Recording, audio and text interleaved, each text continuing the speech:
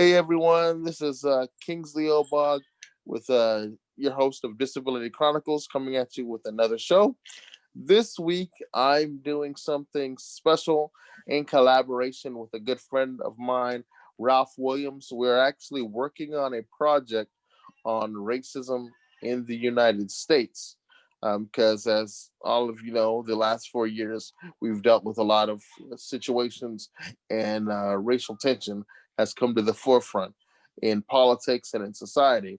So, to sort of talk about racism in America, I have another one of my good friends that's been on my show before, Christian Dean, and we're going to go through a series of questions that myself and my partner Ralph are working on in this project. Say hello, Christian. What up, people?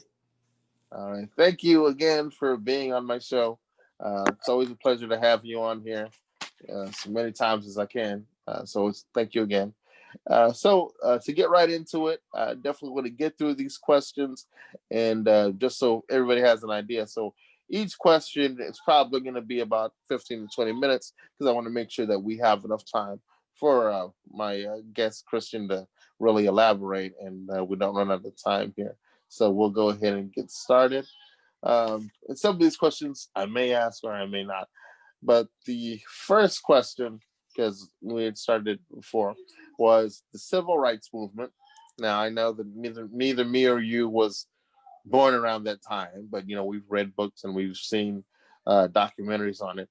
What are Right. your thoughts about the civil rights movement? Do you think it served its purpose? Do you think there's still much more that needs to be done, or where do you think we are right now as far as the civil rights issues go in America? Well, first I want to say thank you, Kingsley, for having me on this show and on the project. And shout You're out to welcome. Ralph for um allowing me to be on the project on this project with you and him. Um, Answer to your question. Yeah, of course, the civil rights movement was important, and I think it was needed because before the reason for the civil rights movement was we were under Jim Crow, and Jim Crow was not a just law. And when you look at Martin Luther King Jr. and the Rosa Parks situation, like it is my honest opinion based on just what I know about the history of it. Mm-hmm. White people were not, like, if you look at the Rosa Parks situation, white people were not being fair, meaning, like, if you look at the Rosa Parks situation, and that's historically seems to be the jumping off point for the civil rights movement, Mm-hmm. is her arrest. When you look at what happened, what supposedly happened, with the bus situation, she sat down in an empty bus. It was basically the white person, her, and the driver. And the white person that was there made her get up, and it was an empty bus. And the Right. rule was that you can sit on the front of the bus as long as there's no white people that need that seat. So that's what the rule was. But then the Right. white person, the white dude was like, I need that seat. And then she goes, no, I'm not getting up. And then, you know, Yeah. nonsense ensues. She gets arrested. So the law was unjust. It's not constitutional, as Martin Luther King eloquently said, because when you read the preamble with life, liberty, and the pursuit of happiness, Jim Crow was not as a law was not allowing us to be to chase pursuit of happiness. Nah. So we were segregation was not was not good for us in a long run. Now there's an argument that could be said that segregation actually helped us in the beginning because we had our own communities, we had our own infrastructure, we had our own economy, and integration like weakened that to the point that we're so used to being accepted by white people that we lost our own community and our own togetherness. But Yeah. yeah, like because of communicate, because of education wise, because of we can live wherever we want to live for the most part. Yeah, civil rights movement was important. Right. Okay. Right.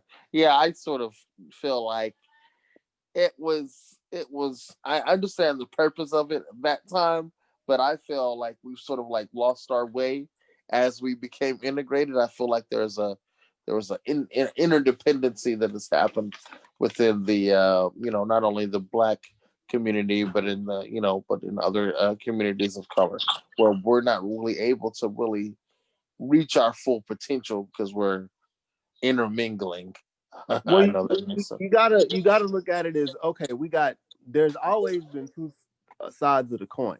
Like if you look at George Washington Carver and you look at W.E.B. Du Bois, right? W.E.B. Du Bois talked about like the talented tenth and how, because W.E.B. Du Bois and a lot of thinkers on his ilk, same as Elijah Muhammad, same as Malcolm X, all those guys, it's not that they necessarily didn't like white people. It was just they understood that white people, will never really completely accept us because we weren't supposed to be free, No. right? So when you talk about like George Washington Carver, Martin Luther King Jr., like they the people that were like, okay, we have to, we're here, we're former slaves or we're descendants of slaves. We have to assimilate with the culture and kind of try to figure out how to be in the culture instead Mm-hmm. of like W.B. Du Bois. There's a theory about like the talented tenth, right? Where like the most talented 10% of the black elite are the working class, and they build up the infrastructure for the rest of black America at the time. Well, integration, it goes, we're like, okay, the brightest of our communities are not building.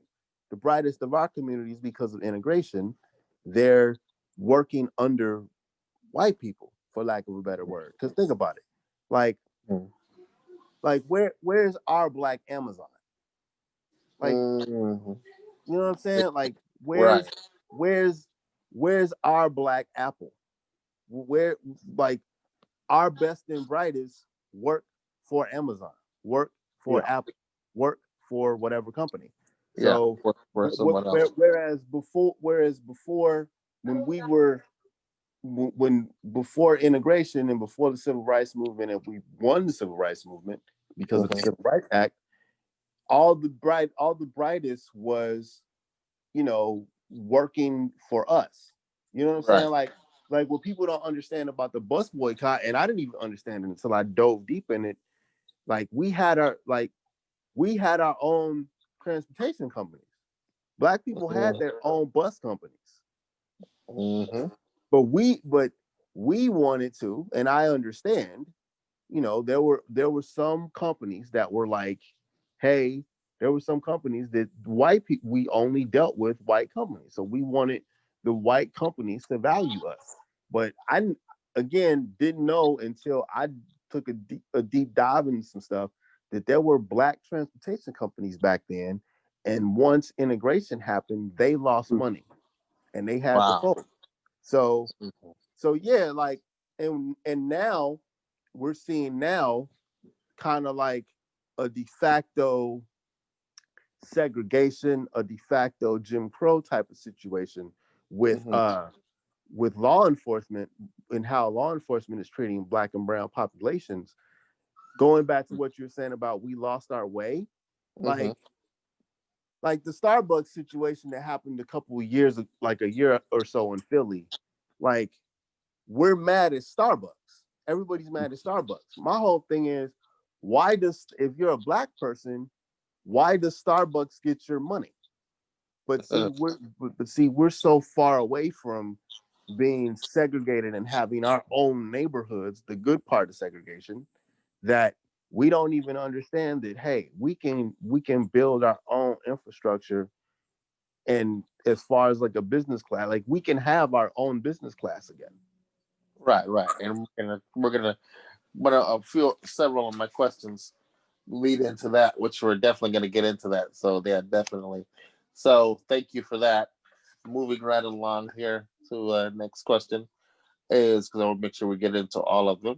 Is do you believe in systematic racism, or do you believe systematic racism in America exists, uh, and how? An I believe example. I believe systematic racism exists. Okay, how far how deep do we want to go here? Do we want to go as far as the Well, justice system? Do we want to go as I far mean, as the two big areas that myself and I believe Ralph, not trying to speak for him, is looking at is what we've seen is systematic racism in policing because we've seen a lot of police brutality and stuff in those protests on TV. But also, I was interested in systematic racism in the workforce. So in the workforce, in policing, and education. So those are the three things that I think are really big: education, policing, and in the workforce. well, Explain systematic okay, racism in those three. systematic racism in policing. Our future fearless leader, Joe Biden, and and he laughs because me and him have had conversations about our new fearless leader, Joe Biden, and his running mate Kamala Harris. They were Yeah. they were instruments in systematic racism. Um, Mm. Joe Biden, there was a drug bill in the 80s. It was either Yeah. 88 or it was 86 or 88. There were mandatory minimums with the drug bill, and it specifically targeted like crack cocaine, and it gave more time for crack cocaine versus powder cocaine. Why is that important? Crack cocaine was considered an inner city drug. Coke was considered a white upper class drug. It was a party drug. Then you Mm-hmm. have the 94 crime. Then you have the 94 crime bill because the drug laws in the late 80s that was targeted toward black people, right? Then you have the 94 crime bill. Okay, 94 crime bill had mandatory minimums also with drugs. It specifically affected Black and Brown communities, mostly African American inner city communities. Um, they actually paid, and this is something else that when I took a deep dive into the bill, there's actually a provision in the 94 crime bill that says that it pays states, they gave states $12 million to fund prisons. And if you kept if your prisoners stayed for 85% of their sentence, you get the states paid you up to $12 million. So Really? yeah, yeah. Mm. So it Interesting. was the crime bill, yeah. And then you had the mandatory three strikes you're outlaw, which I remember when the 94 crime bill was passed, 94, 95 crime, 94, 95, I was like 12, 13 years old, right?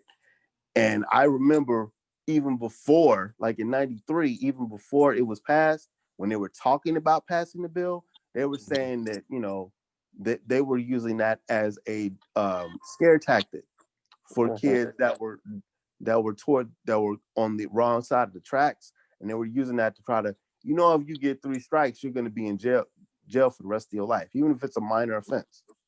Mm.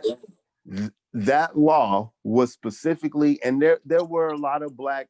You can't just put it all in Joe Biden, but No. there were a lot of black. The Congressional Black Congress, caucus Uh, rather, yes. Congressional Black Caucus, they also kind of nudged Bill Clinton to sign the Right. bill. Right. Like yeah. But Let's make sure we yeah, because so if Joe Biden are, and like I say, I'm not gonna say the man is perfect, but I like him now. He's a nice old man, and I think that as you age, it's just my little thought on it. As you age, wisdom comes with age. So it's like fine wine.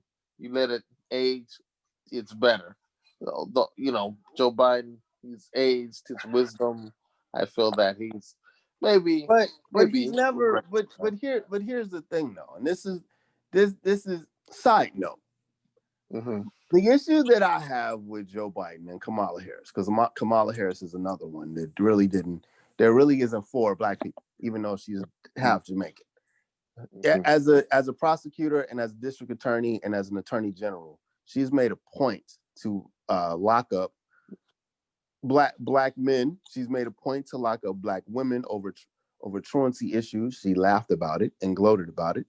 Joe Biden, if you actually listen to his speech about the '94 crime bill, he's very passionate about it. He up until 2 weeks ago, he was a person that said, "Hey, I'm proud of that bill. I wrote the bill. I'm proud of that bill. I have no regrets about the bill."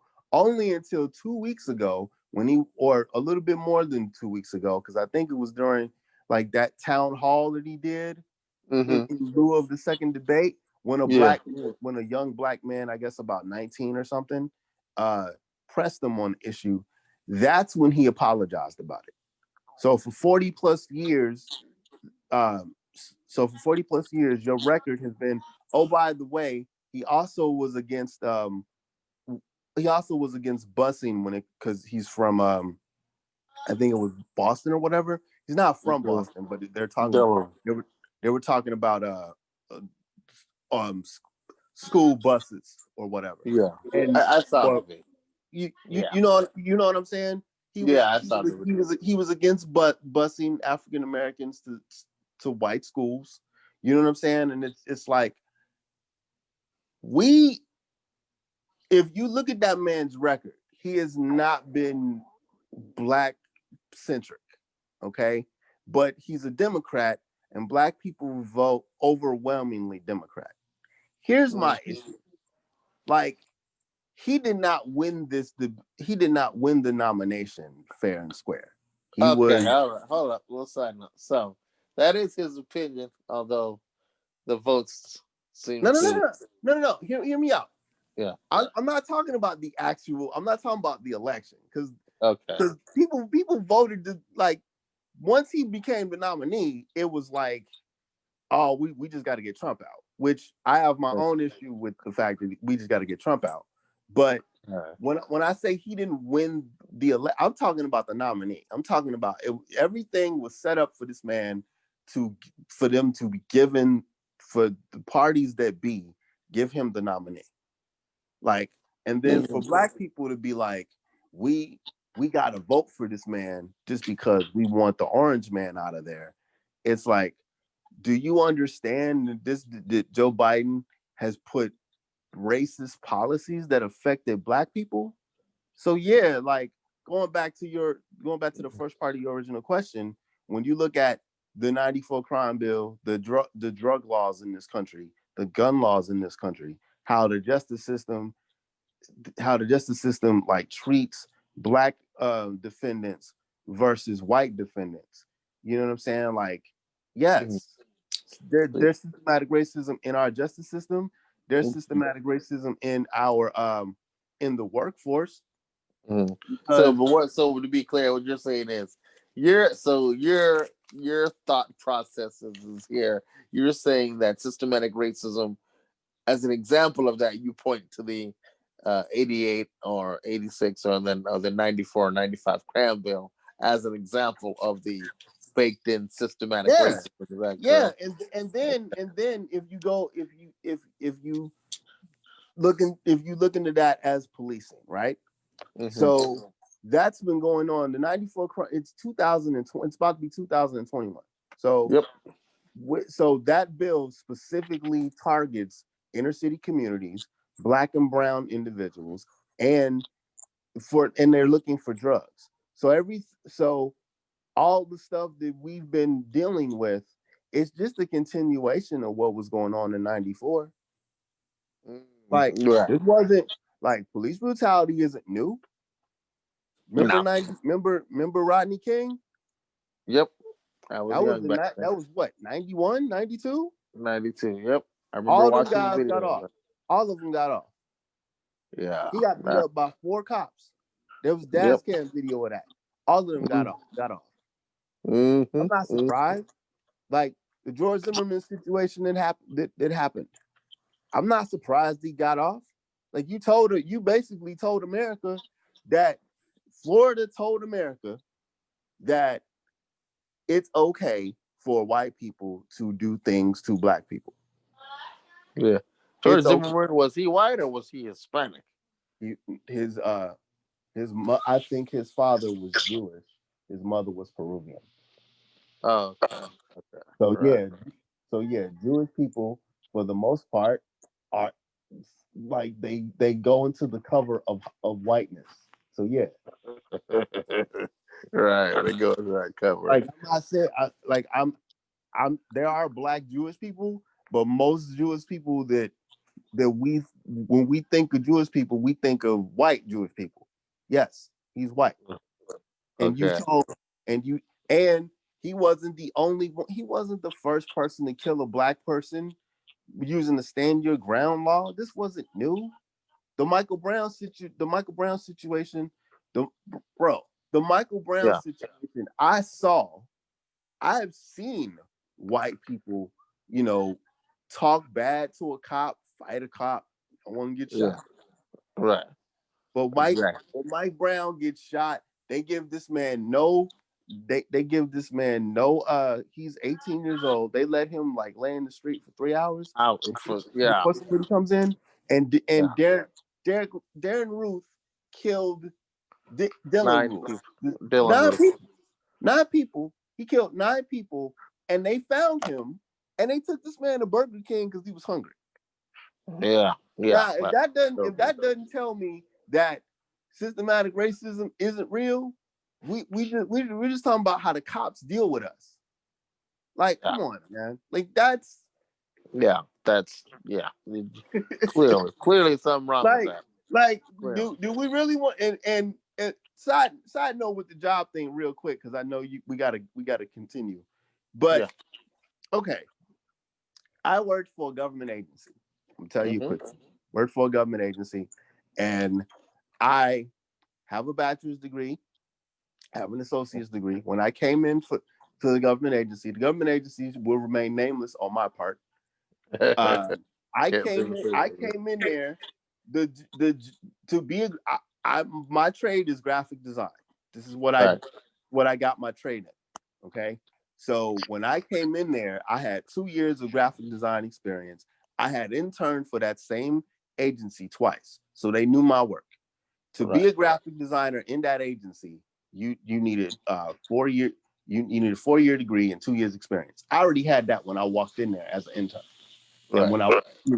when I got in there, it was I was there's job grades or whatever. I had a low job grade. I interned there. They offered me the position, and for 3 years, I've been there for 4 years. For 4 years, I tried to get on at a graphic design position, and one of the reasons why they didn't let me on was because like they said that my job grade was too low because I had the experience. My job grade was too low. They didn't want to give me they didn't want to jump me from a job grade to like a 4A, which is the highest job grade they can give you that will not be a supervisor. Mhm. My boss, my future boss, came in before after me, like 6 months after me. I had more seniority than him. They basically changed his position. He was able Mm. to he was able to write his position. He said he needed an assistant because I heard the meeting. He said he Mhm. needed an assistant. The art director at the time, with him, wrote his position. They gave it to him. He went from a mid-level job grade to a 4A, which is basically a supervisor position. He directly became my boss after that. Mm. Now, white Right. dude, white dude, I had more seniority than him. I didn't really, I wasn't really tripping because at the time I was a photo imager. I really didn't want to be a imager. I wanted to be a graphic designer. I did graphic design work for them in a pinch because they needed a lot more help than they wanted to hire, but they knew I had design skills. So I'm doing design work anyway. So I was like, so then they started messing with my money because this is what happens in corporate America sometimes. Sometimes they don't want to give you what you're worth. So then I was like, okay. So then they were saying like, okay, we're not gonna have you do design work anymore because we're overpaying you and we don't want to get in trouble because it's the government and their reasons, right? So Right. then I say, hey, why don't so then I say, hey, why don't you guys write my position for me? You know what I do. I keep a log of what I do. Why don't you write a position for me that matches my money? I didn't ask Right. for a raise. I just asked for a position that more encompasses what my skill set is. They told An me no. opportunity. Right. An So they opportunity. told they told me no, and they made it really hard for me to get promoted to where I was supposed to go. Like Mm. that's corporate America, dude. That's corporate America. That's government America. Like we and when I tell these stories, Yeah. there are black people that make it. There are black people that make it. There are black people that are successful. Heck, me and you are successes. But it doesn't mean that there are things that happen in the workforce that aren't necessarily racially motivated. Right. Right. Yeah. They're out there, and when you mention it, people sort of look at you sideways. So I tend to feel that there are some situations that happen that, if it's closely examined, you can see that it had some part of there was some kind of inequality that happened there. Although we don't like to mention it, but yeah, I'll they mention it. do have. I'll mention it. Right. But but it doesn't mean. But I will say this though, that I think we put systematic racism, and I think we put systematic racism in a box, and white people don't understand it because we say we blame systematic racism for us not being successful, and it's Right. like white people when they look at systematic racism, they go, well, I'm struggling just like you. I'm poor. I'm from this. I did this, and or they look at like a successful black person and they go, they just like with the drug situation, with the crime situation, they look at a successful black person and they go, that person made it. Why didn't you make it? Why don't the rest of y'all? Right. The And it's token like, black person. it doesn't mean just because there are successful black people, it doesn't mean that systematic racism isn't real. But then at the same time, black people gotta understand that, like, okay, we gotta deal with we gotta understand that these are the rules of the game, and we gotta deal with it accordingly because white people don't care or they don't understand. They either don't care or they don't understand.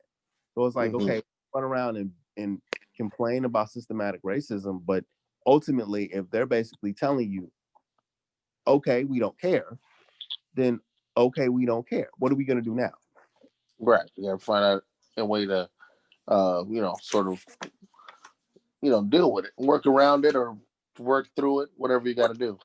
So that's definitely that's what we have to really take away from that. Yeah, I can complain about systematic racism and how systematic racism, and I'm disabled too. I can complain about systematic ableism as well because that exists. But I got bills to pay. Right. Exactly. We're going to talk about ableism as well. So yeah, and there's more we could go on that issue, but like I said, I definitely want to get through these here. The third question that I wanted to ask you in our interview is your thoughts. Excuse me, your thoughts on the Confederate monuments, and do you think that they need to be taken down? Now, for this, I know there are people on this argument about the Confederate monuments. There are some people on this one side of the debate say, "Oh, no, that's part of our history. Those are our generals. We deserve to learn about that part of our history." But then on the other side, people are saying having those monuments are just glorifying um, racist leaders. So there are Oh, two sides to that story. the reason, all right, the reason, there are two reasons why they're Confederate monuments out. Basically, one is that um, Reconstruction, even though during Reconstruction that monuments were a tool of compliance and intimidation when it comes to black people. Like, yeah, you're free, but you're still a nigger. No, Mm-hmm. that's number one. And number two, and I encourage everyone listening to this to research the the Sisters of the Confederacy. Okay. I think it's I think it's either Sisters of the Confederacy or Daughters of the Confederacy. And what that is, these are a group of women that they their whole goal after the Civil War was to preserve the heroes of the Confederacy. So they were fundraiser. They were fundraising. They were talking about like they wanted to give the South equal time. So like Okay. the reason that like there's a lot of people that say that's a part of our heritage. Well, the reason that you think that it's a part of your heritage is because of the Daughters of the Confederacy. And their whole thing was it was basically a bunch of like Dixie like Dixie women. It was like Dixie socialites. Their whole thing was to you know like keep the Confederacy in remembrance. So they would write textbooks of describing slavery as a hard day of work. And after a hard day of work, the master would give barbecues for the slaves, and there would be a dance, and it would be there was a real romanticism of slavery.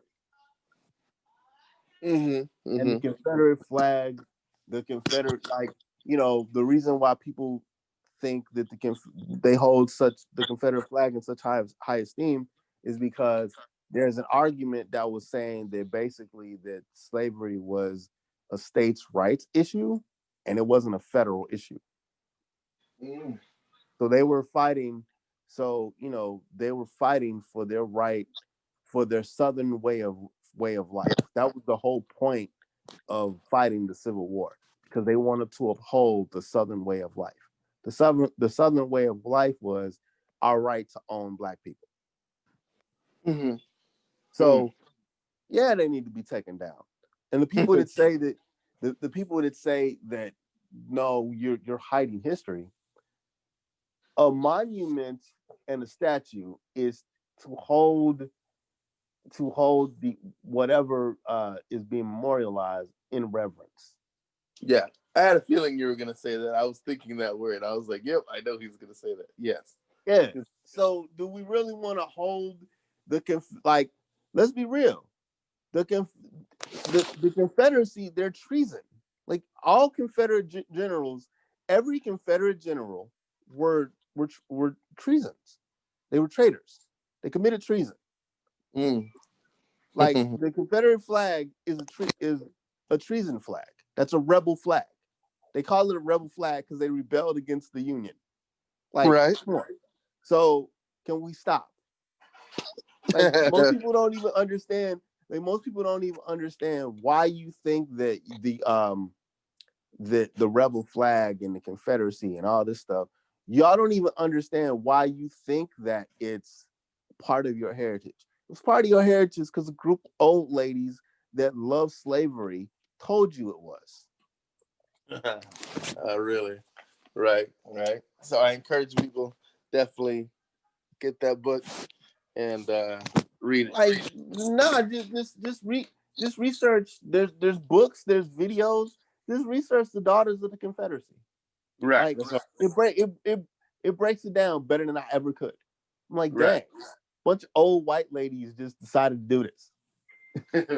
Right. And then that becomes the idea behind having these monuments and They glorifying. had like Southern Pride like contest. Like you know how you remember when we were kids, like they had spelling bees and stuff, Right. and they had spelling clubs after school. they had like they had like Confederacy Southern Pride like clubs after school for kids. They had a program called Children of the Confederacy, where basically it was like spelling bees, but Confederate ideas, bro. It was crazy. It was nuts. Wow, interesting. Yeah, definitely I'll check that out. Well, thank you for that one. Moving right along here to our next question. It's what do you feel about Black Lives Matter and Antifa? Do you believe that their movement is causing havoc, or do you believe their agenda is for a just cause? All right, so Why? this is gonna get me. This might get me in trouble as a black person, but screw it. All right, the sentiment of Black Lives Matter, the idea of Black Lives Matter. Speaking as a black man, I totally agree with the sentiment of Black Lives Matter. Now, George Soros funding Black Lives Matter and not really making it a movement about black people or necessarily black lives. It's more of like it's turning into a Antifa's taking it over, and it's kind of turning into a Marxist organization, and they're anti-capitalist, and there are other things that they've gotten under fire about with their mission statement. Mm-hmm. I don't agree with. I don't agree with that part of it. The sentiment of Black Lives Matter, yeah. I also don't agree with the fact that a lot, especially in the early days, a lot of the early like leaders of the Black Lives Matter movement were not being protected when it came to being arrested and it came to law enforcement. But some of those people ended up being in custody and then they ended up getting hurt. Yeah. Um, Mm-hmm. I Antifa. Here's my problem with Antifa. I feel like, and I'm gonna tell you a quick story to illustrate my example. Yes, go ahead. All right, so I'm in Illinois right now. I live in the suburbs of Chicago, but I get my haircut in the Chicago area. So, um, I get my haircut in the hood, kind of. So one day, this is after like a police brutality situation that happened here, with Laquan McDonald getting shot. And I think it was the day or around the day that one of the police officer that killed him was getting sentenced or whatever. So this couple comes in, this older white dude around his 40s or whatever, and this younger white girl came in the barbershop, and they're passing out pamphlets and they're talking about the Laquan McDonald thing, and they're talking about overthrowing the government and how they hate cops and all this stuff. And I was like, so you want to overthrow the government? And I said, okay. Do you understand what that means? Do you know what that do you understand what that entails? And she's like, yeah, we gotta overthrow the system and capitalism and all this stuff, and we got to deal with the cops. I'm like, okay, but do you understand what that entails? And I was like, do you know that you're actually gonna have to go and fight cops? It's not just about going to jail and protesting. You're gonna actually have to go and you know, like challenge police. And she didn't really when I mentioned you're gonna actually when you start talking about overthrowing the government, like you're going to have to challenge law enforcement. That's what that means. Like you can't overthrow the government and you can't have a revolution. There's only been one nonviolent revolution, and that was the civil rights movement. There's only been one. Mm-hmm. Okay. So when I started mentioning the fact that you might have to like bust some heads, she was kind of like, she didn't really want to continue the conversation. And she's like, I've been to jail. I'm like, it ain't about protesting. You're talking about you're walking into a black establishment, fanning out pamphlets talking about you want to overthrow the government. I grab one of the pamphlets, I go home, and she's talking about, and I like look up what the pamphlet said. She's a neo-communist. Now here's my Okay, issue now, with it. well, now, just for the edification of the audience here, as we're explain the term neo-communist, just define that so they. She's a new communist. She believes in communism. Okay, okay. Like, communism, anti anti-capitalism, the government's supposed to take care of everything, capitalism's evil. Yeah, that. Mhm. Okay, thank you for Now, now explaining here's my issue with her, because I think she like fall right into the Antifa thing. This is my issue with Antifa and a lot of the capitalism is bad stuff. Mm-hmm. A lot of what I saw in the protest, in the George Floyd protest, was black people was mad. A lot of black people did you know nice protest, right? Then you Mm-hmm. had cops. Then you had cops that was messing up, and they were attacking the peaceful protesters. Some of them it ended up being peaceful. Some of them they cops was on some nonsense. But then you had a sector of the protesters that were not African American. These are mostly white. Then they Mm-hmm. were they were they were in there to start up trouble. They were messing with they were attacking the cops. They were tearing up stuff. There was one video where Antifa members wearing Black Lives Matter shirts were handing black kids bricks Mm. to Wow. throw stuff at the wall. There's to throw stuff at cops or to throw stuff at buildings. There were also video of white people and black people videotaping it, and one girl was saying, "Please don't tear this up. They gonna blame this on us. They ain't gonna blame this on you. They're gonna blame this on us because you're wearing Black Lives Matter stuff." we had Right. we had a lot of we had a lot of protesters. We had a lot of black protesters that were doing non-violent protests. We had a lot of white people that was out here trying to mess stuff up. And see, Mm-hmm. the problem that I had with that young lady in the barbershop that day, and a lot of Antifa members, is that a lot of Antifa members are going into stuff. A lot of Antifa members and a lot of anarchists, like anti-government people, are going into these protests and are using our struggle, Black Lives Matter, and are using our struggle and our movement to further their agenda. Mm-hmm. Right. Like, and that's what happens. You have white people using, and this happened in the 60s. Mm-hmm. With the Communist Party, this happened in the 60s. The Communist Party would go to inner cities and recruit African Americans to join the Mm-hmm. party. Like, so you had a lot of black people running around screaming the values of communism, not understanding that communist countries aren't African friendly or African American friendly. Like, capitalism, that you can say what you want about capitalism and the ills of capitalism, but capitalism is the best. Capitalism with social programs is the best way for everybody to make it, because Mm-hmm. it's free market. Mm-hmm. So I have a problem with white people going into black communities and recruiting black people for things that are against our interest. While you get the see, white people get to play, persecuted. They get to play persecuted. They can, they don't have to deal with the stuff that we have to deal with. And the police brutality thing, um, there are white people that deal with police brutality also. It's just that they don't make their stuff go viral.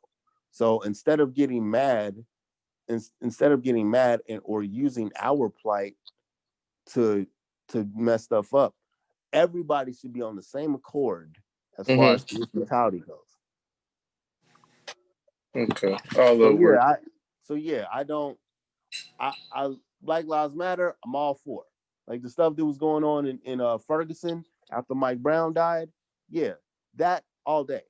But the Mhm. Antifa infiltration and the anti-capitalist list and the Marxist type of stuff, Because Mm-hmm. if all you're gonna do is take that energy and tear up, communities to make us look bad, Mm-hmm.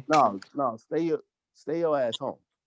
Okay. Because I yeah, like it was like PG. go So go ahead, man. I'm sorry, but no, yeah, I know you're good. I like the energy. that annoyed me a little bit. I got a little fired up. I apologize. Nah, good, good. No, I like the energy. I like the energy.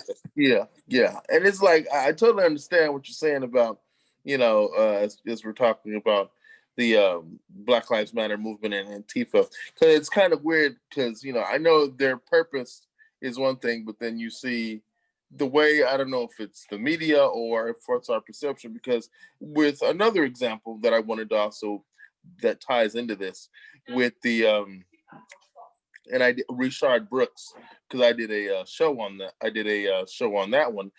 Black Lives Matter and Antifa was there.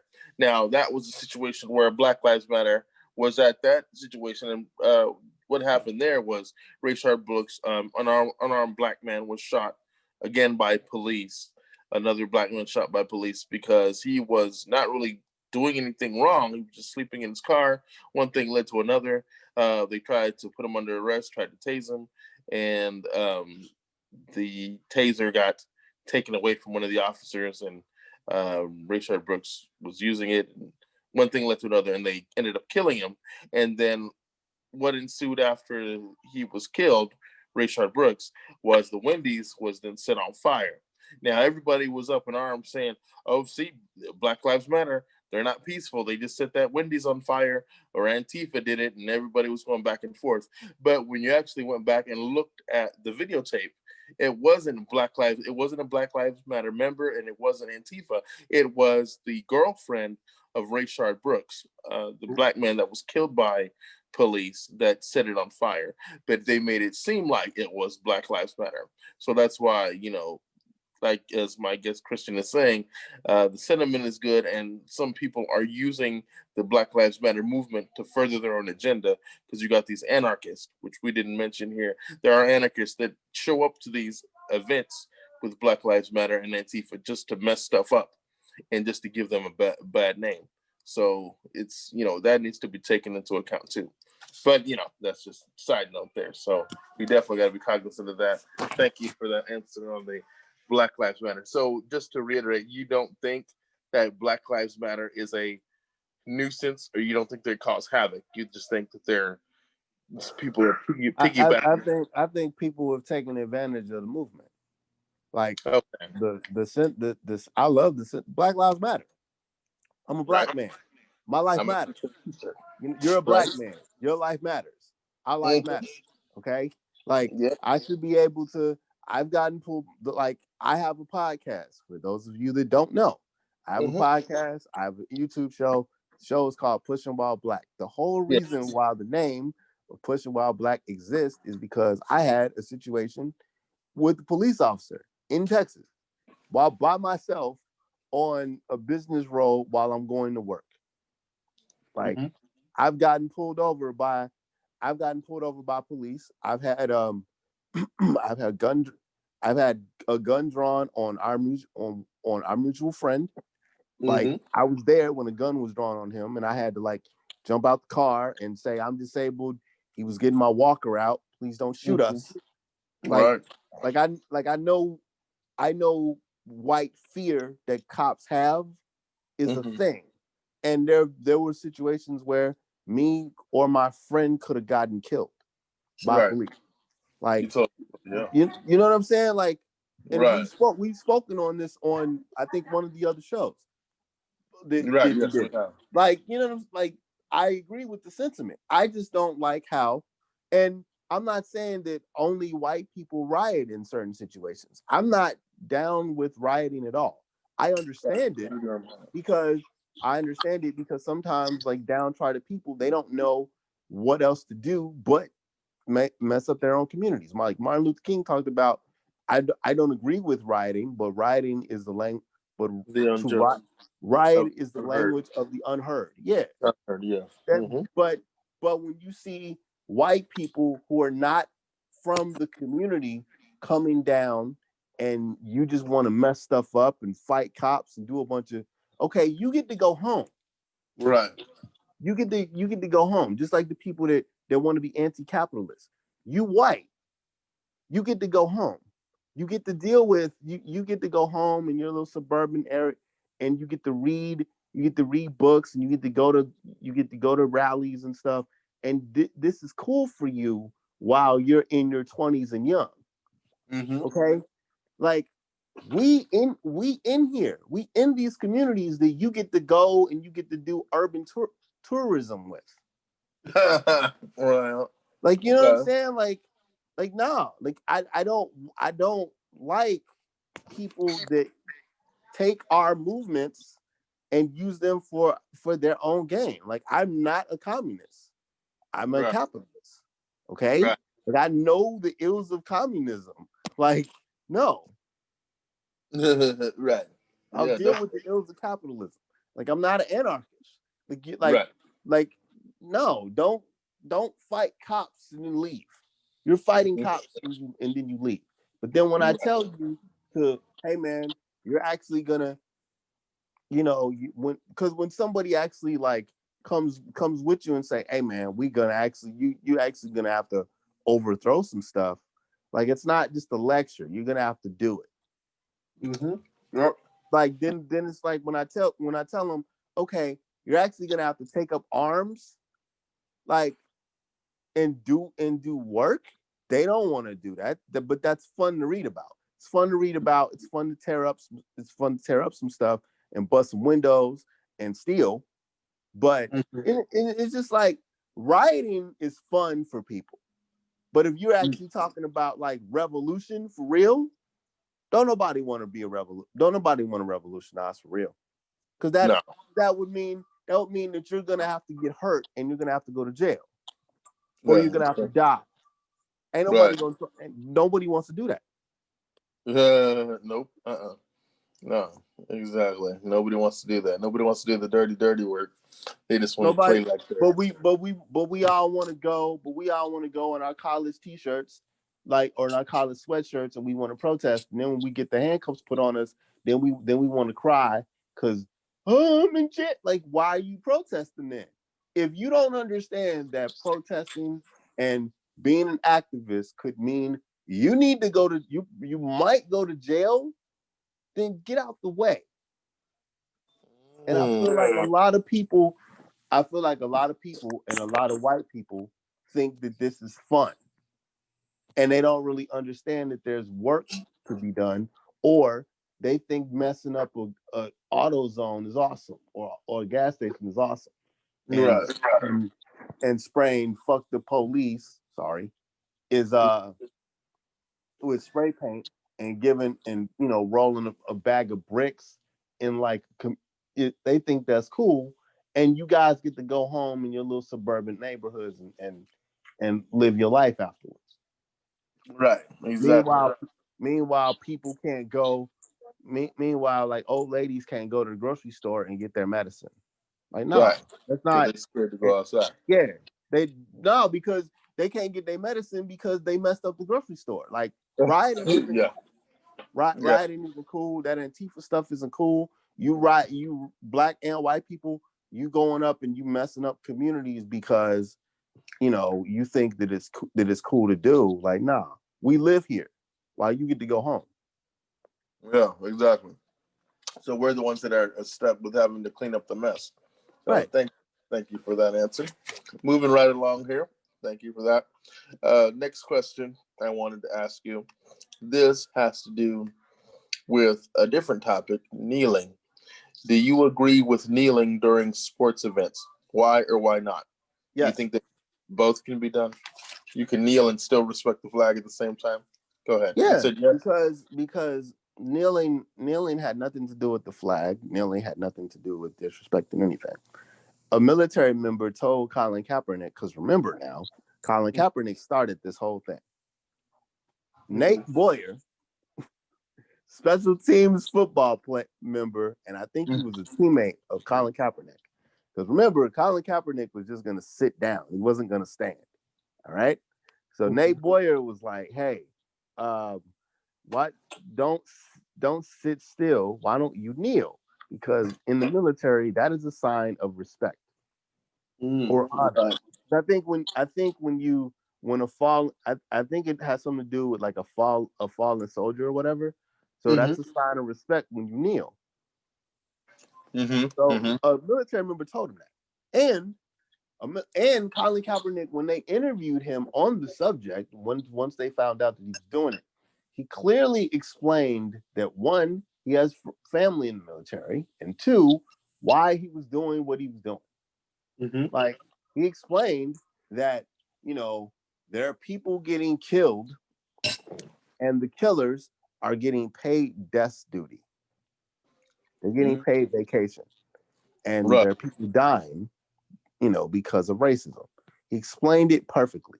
If you do not understand the reason why Colin Kaepernick knelt in the first place and why people are kneeling in the first place, I don't know what to tell you.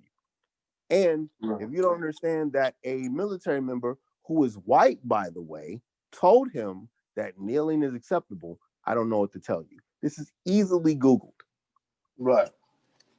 Mm-hmm. And if we really want to if we want to be real about, because the genesis of this started in the NFL, we really want to be real about respecting the flag, read the U.S. flag code. Because all those in the 4th of July, Memorial Day, and all the patriotic days that we celebrate every year, and Yeah. you ever go to Walmart and you ever see like the 4th of July plates and the 4th of July cups with the Yeah. flag and the flag napkins and the flag everything, right? Mm-hmm. The U.S. flag code specifically forbids wearing the flag, draping the flag on yourself, having many flags, having flag napkins. The only reason the NFL even shows the flag in military anything is because the U.S. military paid the UFL, the NFL rather, paid the Right. NFL to do, the to do military stuff, to say the Mm-hmm. anthem, to do military flyovers, to do the flag unveiling, which they're not even supposed, which they do wrong based on the U.S. flag code. Like y'all mad about kneeling, but you disrespect the flag every year, at least 3 times a year. Right. Mm-hmm. Still there? Yeah, I'm sorry. Yeah. Yeah. Exactly. Right. So we shouldn't, people should at least try to get the understand the context of why Colin Kaepernick was doing what he was doing. Like, You know, like Google it. exactly. Like there's video of him saying exactly what he said. There's interviews with Nate Boyer on the subject about him um, talking to Colin about it, because I think he was either a teammate or I think he was a NFL player, and he reached out to Colin and they had a conversation about it and they talked about it. Like, this is Google now. Like, you can Google this. We have many computers in our hands. Like Mm-hmm. if you don't understand like why this is a thing and why this is accepted, you just don't want to know. Right. Yeah. And you can call that willful ignorance. So definitely check that out, people. All right. So next question here. Thank you for that insight on that one. We have is, and we talked a little bit about this one a little bit, and so this one sort of try to put a fine point on it. What is your take on police brutality? Somewhat, we talked a little bit about it, but go ahead and your Um, main take on it. it's Police brutality is a result of people that don't really understand that their badge is makes them responsible for, like, I hate I'll say police it like brutality. this. Okay, like refine the question. So, okay, yeah, let me say that. So, police. Do you feel that? Do you feel there's an issue with police brutality, or do you think it's being over dramatized, or do you think it's a perception? Some people think that they're getting. Some people feel like there's police brutality when maybe in actuality, the person that the police were trying to, that they were dealing with might have just, if they would have, because I hear this too. They say if that person would have just complied, then there would have been no need for, because police brutality is basically another word for, they say like excessive force, and then they say like, okay, well, he used excessive force. That's the nice and neat way of saying he was, the police was being brutal, and they were using, excessive measures, which leads to the term police brutality. Like when they try to apprehend a suspect, instead of just maybe tasing them, they may take out their nightstick and beat them with the nightstick. That leads to police brutality. Or they're Okay, saying instead of trying to handcuff go down. somebody, Let's go down a couple of examples here. or they put All them in a right, chokehold let's go instead down of, a couple of yeah. examples here, and we'll end on George Floyd. Okay. There you go. Walter Scott. Walter Scott, if memory serves me correctly, Walter Scott had a child support warrant. They stopped him. He got out the car. They were going to put him in. They were going to put him in jail. He has a child support warrant. He doesn't want to go to jail. And if anybody doesn't know a child support warrant, I think like if you owe back child support, they can put you in jail for however many days, and then you still owe your child support. He didn't want to go to jail. He takes off running. The cop in question pulls out his gun. Now this dude is running away. Pulls out his gun, shoots him in the back. Same cop. White cop takes the shot. Black cop comes up to Walter Scott, laying down, bleeding, put handcuffs on. He's dead. Oscar Grant gets pulled off of a California train, off of a city train in California. He gets arrested. Knee on his neck. Arrested. He's already detained. For some reason, there's an argument that happens while he's on the ground. Oscar Grant is arguing with the cop. Cop pulls out his gun, shoots Oscar Grant in the back. Okay, shoots Oscar Grant in the back. So we have Walter Scott, Oscar Grant, Michael Brown, shot unarmed, didn't have gun, didn't have weapon, shot unarmed. Laquan McDonald had a mental breakdown. 16-year-old boy. Okay? He had a mental breakdown on the highway. He's walking around with a knife. No cop is in danger. This happened here. No cop is in danger. All right? He decides they call the cop in. There's like 20 cops around this dude. No one's trying to shoot him.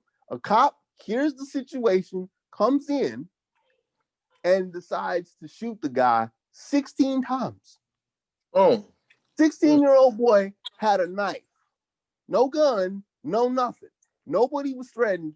A cop comes in after hearing the commotion, wasn't even in the initial call, drives in and shoots this young boy 16 times. Like, I don't think that people are overreacting. Oh, and the impetus of what happened this summer, George Floyd. Yes. George Floyd, neighborhood dude. Now, you probably heard some things about his criminal record because there are certain people that wanted to capitalize on being contrarian. And they want to tell you about his record and how bad of a dude he was. Okay? I'm not even gonna get into that because you can do what you want to do with that, but I think that's despicable and that has nothing to do with anything. But I digress. He gets detained. No matter what he is detained for, he's detained. They put him in the car. They take him out the car because he's freaking out. He's still handcuffed. There's no reason for you to put your neck, your knee on this man's neck for 9 minutes. No. 8 minutes and 46 seconds. There's no reason for that, bro. Kingsley, Right. I'm 38 years old, bro. I will be 39 in March. Right. I've had weird police interaction stories. My brother has had weird police interaction stories. Like the George Zimmerman thing, he wasn't a cop, but he was on some vigilante mess. When they told him, "Hey man, leave that kid alone. I'm tired of these thugs. They always get away with stuff." Right. Who told you to mess with that kid? No one. He just took it up on himself. Like the Rashard Brooks situation. Like, you know that dude was drunk. You know that dude wasn't in any threat, but everybody's scared of y'all because of what's been going on. Right. So don't nobody want to go to jail. And when the tussle happens, they don't know if you had a bad day or not. Yeah, they gonna fight back. Mm-hmm. The Breonna Taylor situation. Right. The Breonna Taylor situation, the no-knock warrant, basically a no-knock warrant is you're sitting there chilling. They come at your crib at 2:00 in the morning. Yeah. They bust down your door. You're in a high crime area anyway. You're in a high crime area. Somebody might be trying to bust in your door, trying to break your door down. They don't announce themselves. You're a gun owner. You shoot to protect yourself. Mm-hmm. You find out later it's the cops, but they didn't announce themselves until after they showed their guns, and you don't know if they're a gang member or what, but they don't look like cops, and you shoot. Like, these are things we can't just talk about. And I'll mention a white guy too. I'll mention a white one just to even out, even though there's not a lot of white cop cases here, white offended cases here. I don't know the kid's name, but I don't know the person's name. But there was a situation where a young man in his 20s, the cop made him do an army crawl on the ground to him while guns were drawn on the guy. The guy's pants is falling down. He doesn't want his pants to fall down. The guy reaches back and pulls up his pants. After 2 times, he gets riddled with bullets. That's a white kid they got shot up. Non-police brutality isn't overreacting. It's here. Right. To steal a line from Will Smith, this ain't new. We just got video cameras now. Right. Exactly. And the problem isn't just police brutality. The problem is the fact that because if it was police brutality, and because a lot of people want to bring up black on black crime. How come we always talk about police brutality, but we don't talk about black on black crime or crime or inner city crime? Here's the problem. It's not just police brutality, but the fact that police brutality happens and there's no consequences. Good. Nothing happens. Like they still get a slap on the wrist. The people that were responsible for killing Breonna Taylor, they're home. Yeah. They got, what was it? Wanton endangerment. Yeah. Which because again, a slap on the wrist. Because not Breonna Taylor's apartment, but the apartment next to theirs, they got charged with that. Yes. So they're, you know what I'm saying? Like the dudes that are responsible for George Floyd's death, they got out of jail. They went to jail. They got out of jail and they went shopping. There's video of these people going to Cub Foods. Going shopping. Like the dude that killed Michael Brown, he got an interview. I think he got like $500,000 to tell his story on Fox News. Yep, he changed his name and he's living his life. So, no. Yeah. To answer your question, no. Right. We're not overreacting. Right. And so when we talk about these things, people, it's we're not like overacting, over dramatizing. These are issues that really, hopefully, will get addressed, and I hope that this project will keep shining a light on that. Thank you for that answer there. Next question here on the list. Do you believe, which sort of continues on with the police, police, do you believe in defunding the police? Why or why not? I don't know, because I don't know what that's going to look like. I think the problem is like not giving, and I understand why defunding the police is a thing, because going back to the 94 crime bill, Mm-hmm. like the federal government gave police millions of dollars. So to like they gave grants to law enforcement that equaled millions of dollars. So the idea is we can, like, I don't think it's the lack of money. I think it's the type of cop that you're getting.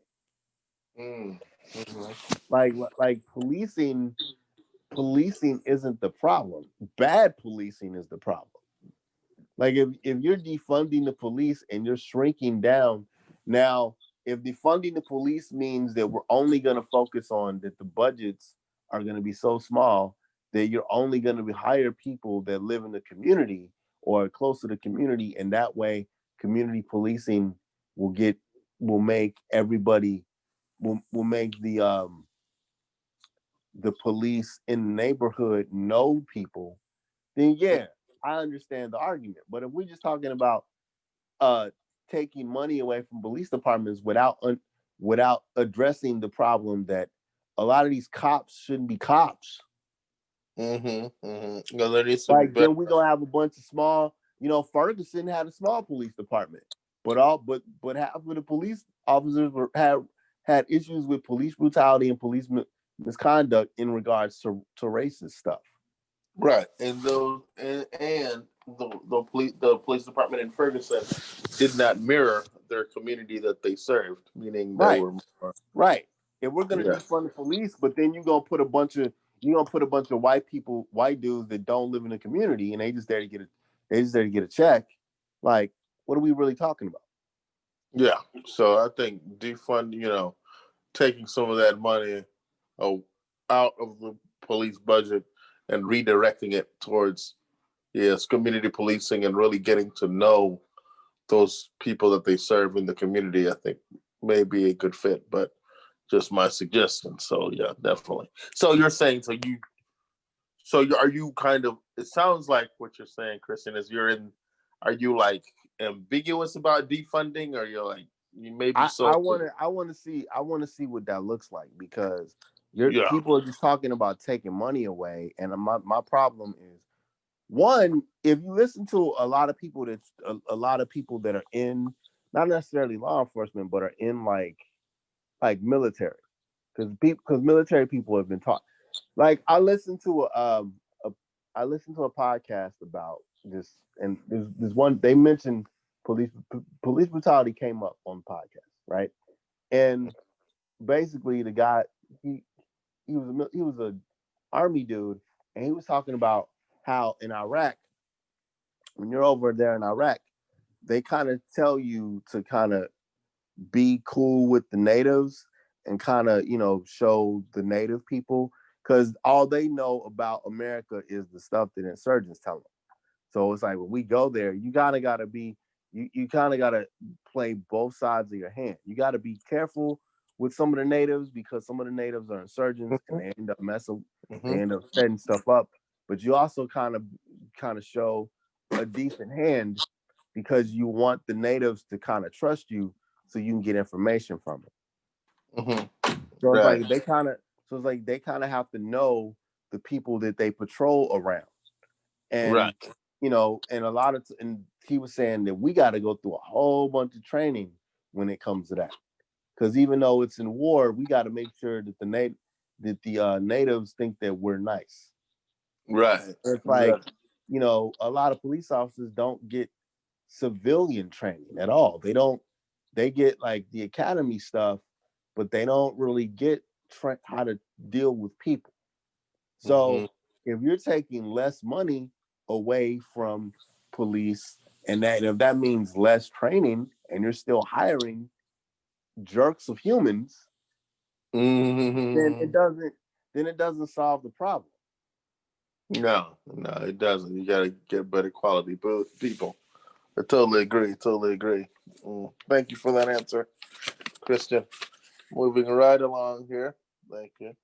Uh, the next question I wanted to ask you here is, okay. So this is a question. Sort of. It was said, and I'll just read the question here. It was said that black police officers committed brutality to look good to their white counterparts.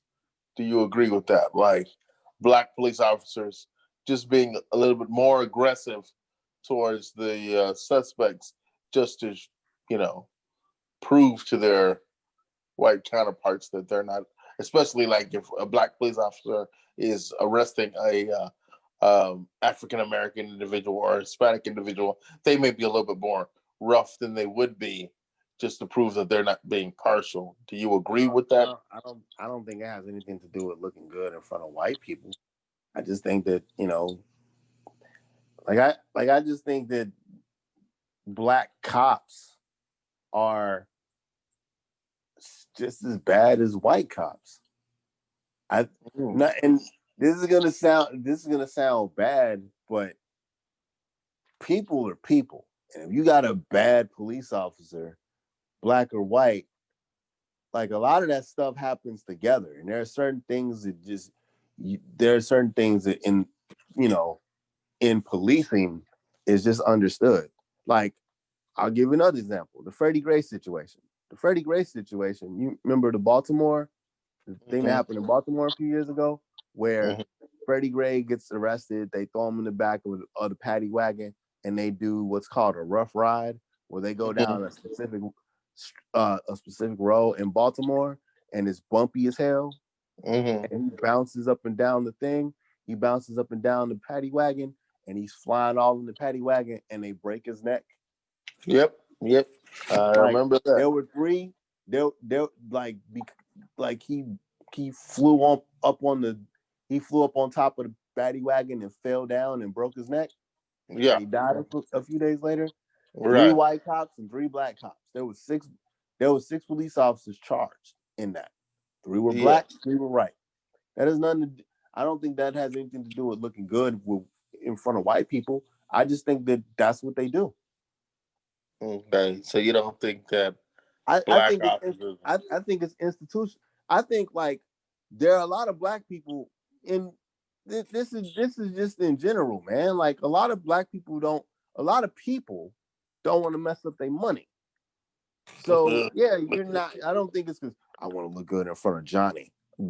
No, it's like no. You I don't don't think think that's so? what it is. I just think that like okay, this is what you do. It's like Training Day. You know what I'm saying? Where, Yeah, and I know it's I a love that movie, movie. there's truth to that. Like Denzel is like teaching Ethan Hawke like the ropes and stuff. The And it's rules of like, the hey, game. yeah, and it's like, hey, this is what we do. You know what I'm saying? And then he's on the drug bust or whatever, and they go to that dude's house, and And they the murder dudes him. come and they murder him.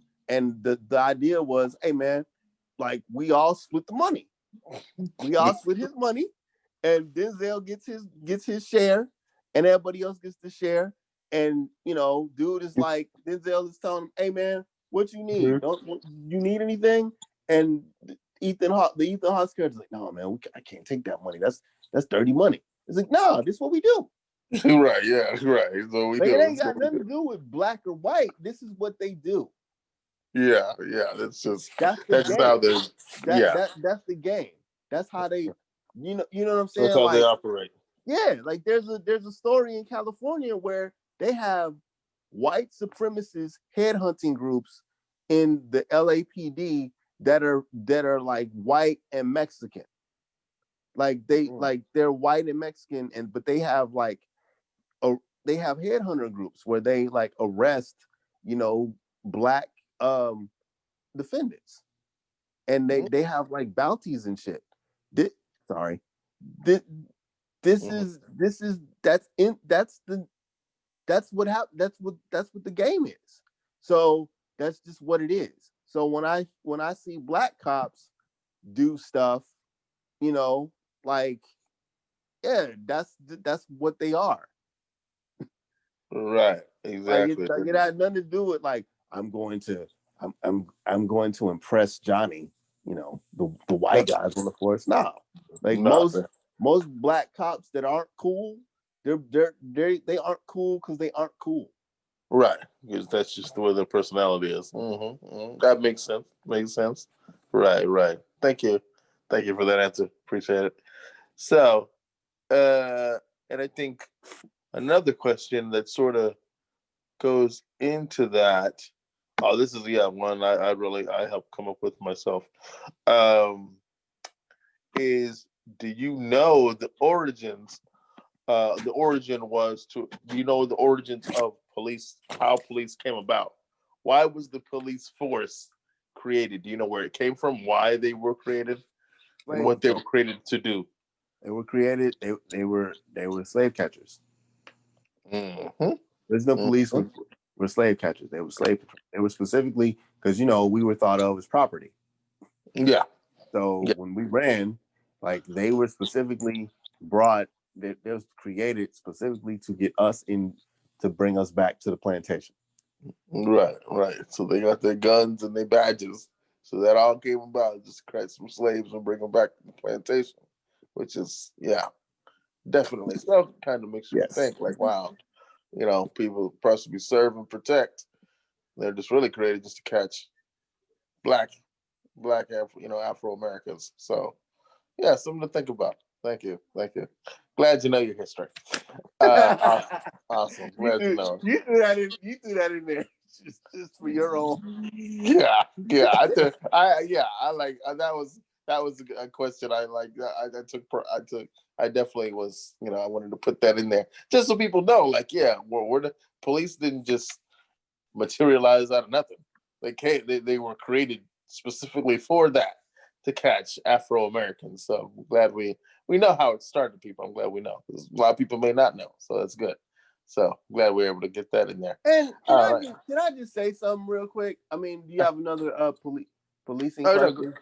No, go ahead. No, it's just like I don't want to, because I don't want to say that police are evil or they're bad or whatever, but it's just the line. But it's just like they're bad apples, man, and there are a lot of bad apples, and then there are, they're using the police force is being used to enact. It's the enforcement arm of white supremacy. The police are being used to enforce white supremacist ideas. Right. And I think going back to one of your previous questions about black police officers, it's a job. So people don't want to lose their job.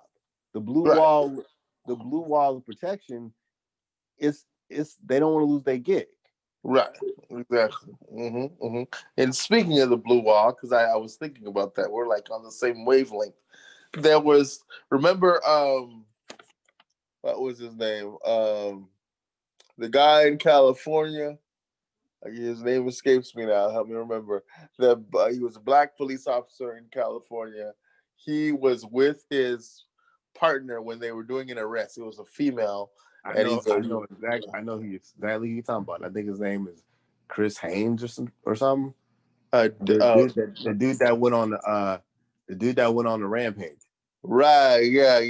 Oh, God. Tell the beginning of that story, because Right. So I hope I can remember his name. But he was there with his partner. He witnessed his female colleague, police officer, kick a suspect that was already on the ground in handcuffs in the head. So when he saw it, he was like, "Yo, why are you kicking him in the head?"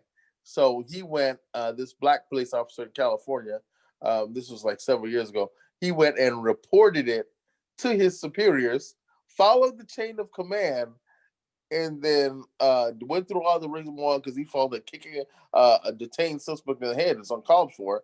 Then he gets fired. He gets reprimanded and fired for reporting what he saw his female police officer do, kicking somebody in the head. And so he got fired because the this is blue what we ball. do. Right. The lady was, that's just what we do. But he didn't think it was cool. So he did what he was supposed to do and reported it and got fired. So he was like, wow. So this blue wall was he didn't respect the blue wall. They fired him. He went on rampage, killed several of his former police coworkers and their families. So I don't condone like going and killing mass killing, but I can sort of see why, because he thought he did what was correct and followed the rules, and he gets kicked out because he didn't follow the code of the blue wall, which is no matter what we do, you just go ahead and you just stick up for the blue wall. So he went and killed and went on a mass murdering spree. Then I think 3 weeks later, they find him in a cabin, and they just end up not only killing him, but they blow the cabin up, and just to make sure that they get him. So that's just an example of, you know, like we were saying before. Is our black cops more? Do they act more aggressive towards their own people just to show off? No, it's the job. It's what they do. Now we're not saying, myself nor Christian, we're not saying that all cops are like bad apples and they just they kick suspects that are detained and they get all they have anger management issues. We're just saying that it's not about the black or white cop. It's just what they do. I So feel like in my experience dealing with the cops, I feel like the easiest way for you to get out of the situation as quick as you can. Like, you know what I'm saying? Like the whole situation that happened in that Starbucks with the two brothers that got detained. I would have left because like cops see a bunch of stuff and they don't want to run in their badge. See, a lot of police officers think that their badge means that we control everything and you listen to us because of that badge. And a lot of times, like we as black people, sometimes we want to argue and like and I'm not saying white people don't do this too, because we do. White people argue. I've seen it. But a lot of times, like a lot of cops be on that. You will respect my authority, to steal a line from South Park. You will respect my authority. And you know what I'm saying? They don't want to argue with you. They don't want to argue with you. They don't want to run. So it's like, look, whatever I got to do to get out of whatever I have to do to get out of the altercation, so we can get this over with, so I can like when I got stopped by the police, when I was by myself, when I was going to work that one day, like my whole thing was, look, it's a Friday. My last day of training is today. This dude pulled up in a Chevy Blazer, and the Chevy Blazer, the pickup truck. And I'm in my wheelchair, and they could easily throw me in the back of this truck with my wheelchair. I don't want to go to jail. So let me get out of this situation as quick as I can, because I don't want to argue. I want to end the altercation, right? And that's exactly what I did. So I feel like a lot of times, like I feel like we got to get out of certain situations, man, because not all cops are bad, but you don't know what that dude is feeling. You don't know how his temperament is. You know what I'm saying? Just get out of the altar. Just get out the situation or get out of the encounter.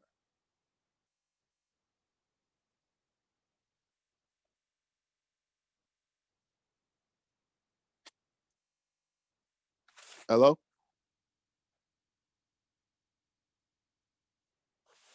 Hello? What happened?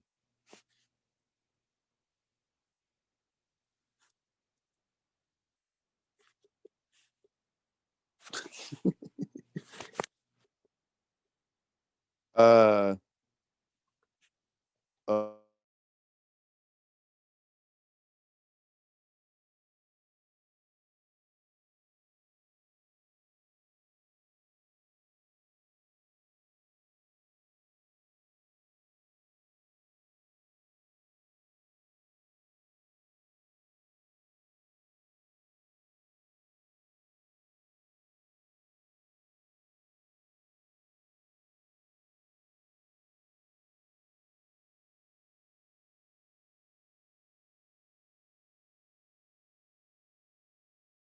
Can you hear me?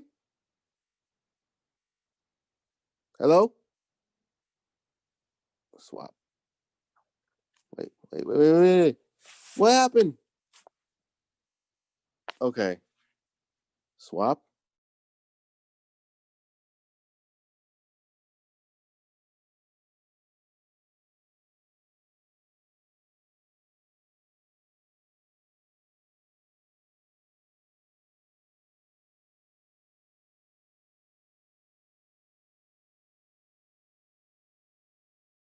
Can you hear me? Hold on. Swap.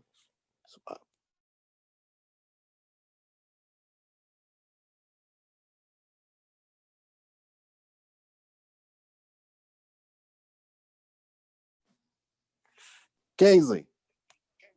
Yeah. Can you hear me? Yeah, I hear you. All right. Okay, you can hear me. For some reason your volume went real low, but we'll figure it out. Oh, hold on. Let me fix it. Oh, what the fuck? Technical difficulties. La la. Hold on. Oh my god. What is it doing? Oh. Hello? Still here. Okay, good. All right. Continue. Wait. Audio. What happened to your audio, bro? Mine's good. I can hear you. Can you hear me? All right. So I can. Damn it. Okay. So where did we stop at? We were talking about I think Christopher Darner and he kicked somebody in the head. He kicked. Oh no, I'm sorry. His partner, the female police officer, kicked somebody in the head, and we're talking. You talking about South Park? You were saying that people wearing the badge. Like a lot of a lot of people, a lot of cops be like, you will respect my authority type of guys, right? And they're like, you will respect my authority, and then to steal a line from Cartman, and they don't want to run, they don't want to talk to you, they don't want to argue. Like when I got stopped by myself in the middle of Carrollton as I'm going to work one day, I'm like, when this white dude pulled me over in my wheelchair. I'm like in my wheelchair pushing to work. This guy pulls me over. And he pulls me over in like on his truck. And I'm like, he searches me. He asks me a bunch of questions. He searches me. And I could be like, and this is before they really started like, choking people and killing people, but they would throw you in jail. And I'm like, okay, I don't want to go to jail. So I was like, really, really, yes, sir, yes, officer, no, officer, da da da. So because ultimately, I tried to get out of the encounter as quick as possible because I don't know what his mindset is. I don't know what his mindset is. So rather than me, being a jerk about everything, let me get out of this situation as quick as I can so I can move on about my day. Right. Go home. Yeah. Mm-hmm. Folks? I'm still here. Okay, good. Okay. Just heard dead silence there. I thought I lost you. Okay. Yes, definitely. Okay. So yes, definitely. So that's what we deal with. That's what we deal with. People, black and brown uh, in society. We have to deal with that. Not saying that white people don't deal with it, but black and brown people seem to have a heavier encountered, issues with police. So thank you for answering that question. Moving right along, we're making great time here. Really appreciate your working with me and going smoothly through these questions. Next question I have for you here is there's another interesting one. It's sort of another one I came up with, and it is about. Let's see. Oh yes. So this one right here, it says this one deals with Aunt Jemima. So the Aunt Jemima. I So did check it I out. did a show on this. I know exactly what you're talking about. Yeah, Aunt Jemima, stereo icon that some black women were known as good cooks and then black and fat. So it says, what do you think about that? Do you think it should be changed? The whole Aunt Jemima and then depicting women as okay, they're good cooks, but the good cooks just happen to be fat black women. Do you It think was that's a more what it was the okay. I'm gonna go down history lane, ladies and gentlemen. yes? Okay, the depiction of Aunt Jemima was a one of a mammy, and if we look at the history of what a mammy is, like the minstrel shows, like okay, like the in the minstrel show, the black woman was always depicted as the mammy, being like the black house old the black house old house slave that was taking care of taking care of everybody, taking care of the slave kids, taking care of the master's kids, and they called that character in cinema and then the minstrel shows or whatever, they called them mammy. So like it was not mommy, but it's mammy, like nanny. Mm-hmm. But the black lady cook, slave owner, or slave, that was the name. So Aunt Jemima was the they thought the character was of a mammy character. So yeah, like um Mm-hmm. the act Aunt Jemima, there was this is actually based on the person, because that the the person it was actually based on a person. Like the Aunt Jemima like brand was actually based on an actual cook, but the character of like fat older or middle-aged black lady that cooked for everybody, that's just the archetype of a character. And like, do I think it needs to be changed? Like, I don't care, because like, see, stuff like that makes white people feel good without addressing the problem. Mm-hmm. In what way? Elaborate. Okay, like, so you change the Aunt Jemima from a a middle-aged black fat lady to a white, British lady, right? Mm-hmm. What does that do? Does that like does does does that make does that make black does that make black people safer when it comes to cops? Does that No. change like police brutality stuff? Does that change like systematic racism? Am I are we is the unemployment rate of black people, is that going to be better? Is our medical system going to be less racist? Like, is that going to be better that change it's just like the Tom and Jerry cartoon. Like, okay, remember the old school Tom and Jerry cartoon Mm-hmm. where like Tom and Jerry's owner was the older fat lady with black ankles that Right. had that kind of country ghetto. Thomas had that whole voice going on, and Yeah. they changed it from the 1920s old black lady from Gone with the Wind to a British white lady now. Yeah. Like Yeah. they gave the voice of Tom's owner a British white lady voice.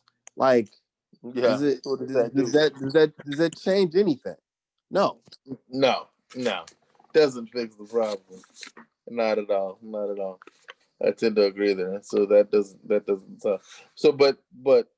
you think but still do you think that so even though they changed it, you mean does that really you Like think it fix the I problem? wasn't I wasn't mad at I wasn't mad at Aunt Jemima, bro. Or I wasn't mad at Aunt Jemima. I wasn't mad at Uncle Ben. I was mad at more pertinent things. That just made just like people was tripping because like you had black cartoon characters voiced by white people, and they were like, "Yeah, I'm not gonna voice black characters anymore." Okay, that's cool, but you're woke for no reason. Like that didn't solve anything. Right, right. So you're kind of it's that you're indifferent. That doesn't this Aunt Jemima thing doesn't really No, it don't do solve nothing. It doesn't hurt, it doesn't help. Like right. you changing it doesn't hurt anything, it doesn't help anything either. Like that Yeah. still doesn't matter of fact, um, why don't we, because that her the recipe of Aunt Jemima and whatever, she didn't get paid, apparently. I don't think she got paid all the way. Like, are we gonna give her estate money?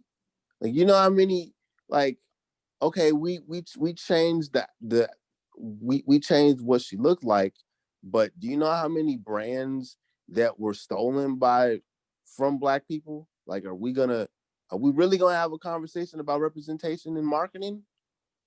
Right, Like, right, exactly. is that really gonna change how black people are represented in media and marketing? No, it's an No. empty it's an empty gesture. Like, Right, like okay, that makes you feel good, but are you actually going to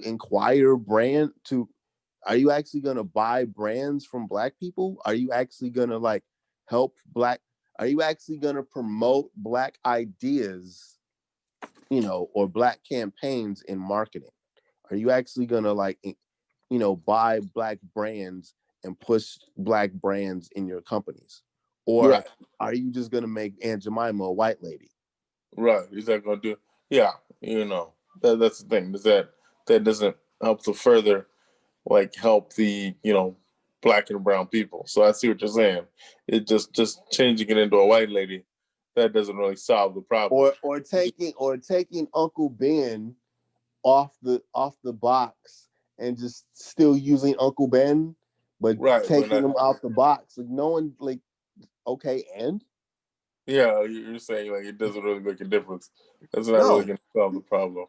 Right, exactly. It's like trying to put a band-aid over it. Yeah, try to put a band-aid over a gaping wound. It's not going to do anything. The wound is so damn deep, the little tiny band-aid ain't going to do nothing. So yeah, I see what you're saying.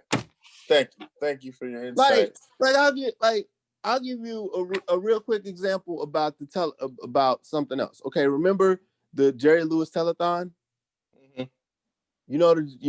Kevin Hart is bringing back the Jerry Lewis telethon, right? Oh, I didn't know that. Everybody Oh. everybody's mad about like the Jerry Lewis telethon and all this stuff, right? And like, okay, we're mad about it, but is us being mad about it and them stopping doing it, is that gonna help our condition? You know what I'm saying? Like all these empty gesture stuff, like what is it gonna do to help our condition? Right, right. You think it's really gonna improve our situation? Yeah. Mm-hmm. So I feel you on that one. And so yeah, I wanted to get through these, and then there's a couple other ones that I thought about, other questions I want to ask you since you're on the show. So we'll get through these rather uh, quickly. We're moving right along. So there was one I was gonna ask. There was another one that I sort of skipped over here. I wanted to ask you. So sundown towns. What do you know about sundown towns? Do you what do you think about those? I actually live next to a former sundown town.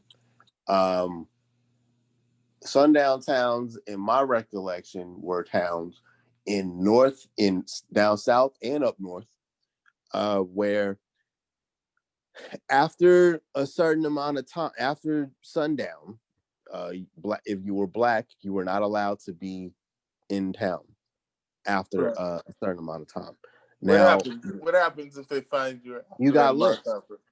You got chased.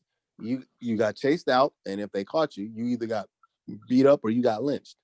Mm, mm, mm, And and yes. and when and after there was a time period, because I think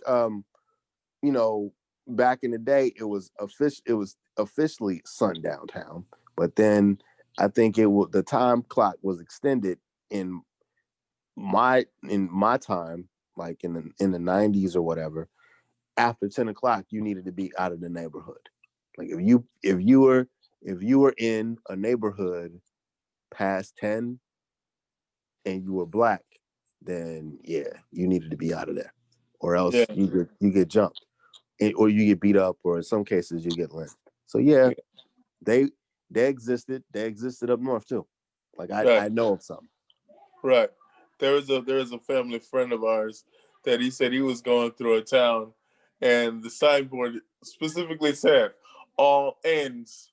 He used the N word. All N words out by 8 o'clock. So Yep. there was it's in Texas. There's Yep. several of those in Texas. They There's a broadcast. there's a there's a spot that used to be a sundown town, um, in the south suburbs where I am, where it was 10. If you'd be out of the neighborhood by 10 o'clock. If you Right. caught in this neighborhood after 10, uh, God be with you. Yeah, bad things may happen there. Right. Exactly. It doesn't make it right. It just says that we still have there's some backwards. There's some towns that need some work, people. Towns that really need some work. Need some racial, you know, healing. So that definitely needs to be talked about more. I don't think it gets talked about enough. So thank you for that. Moving right along, we're about almost halfway done with these questions here.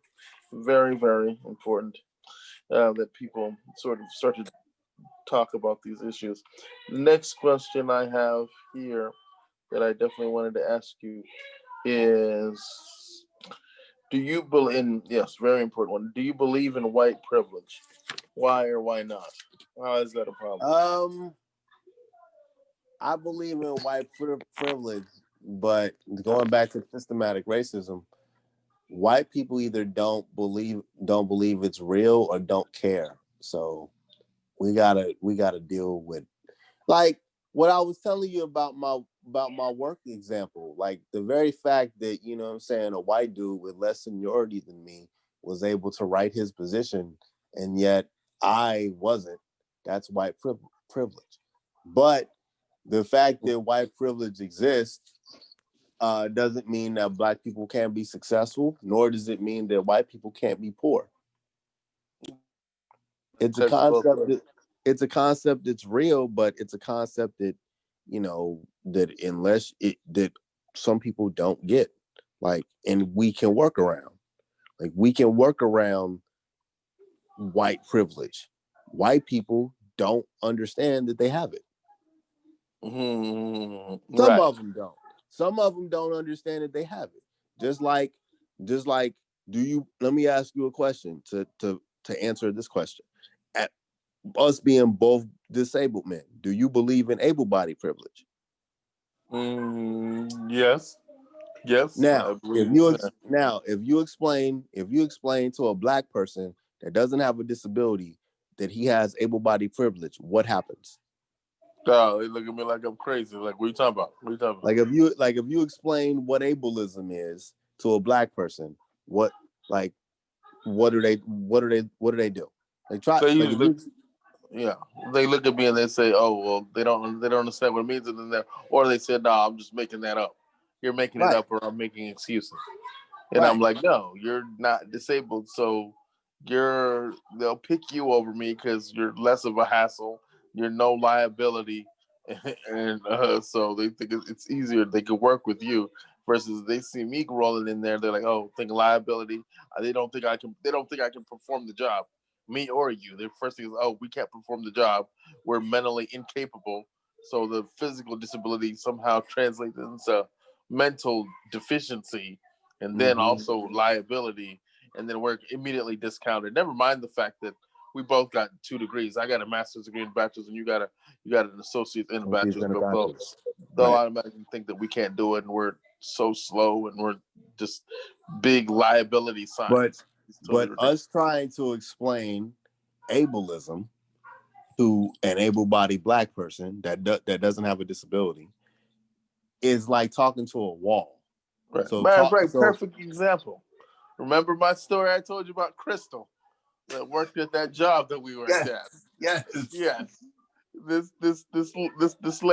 This woman that worked in HR. I thought she should know better, people. I thought this lady Crystal should know better.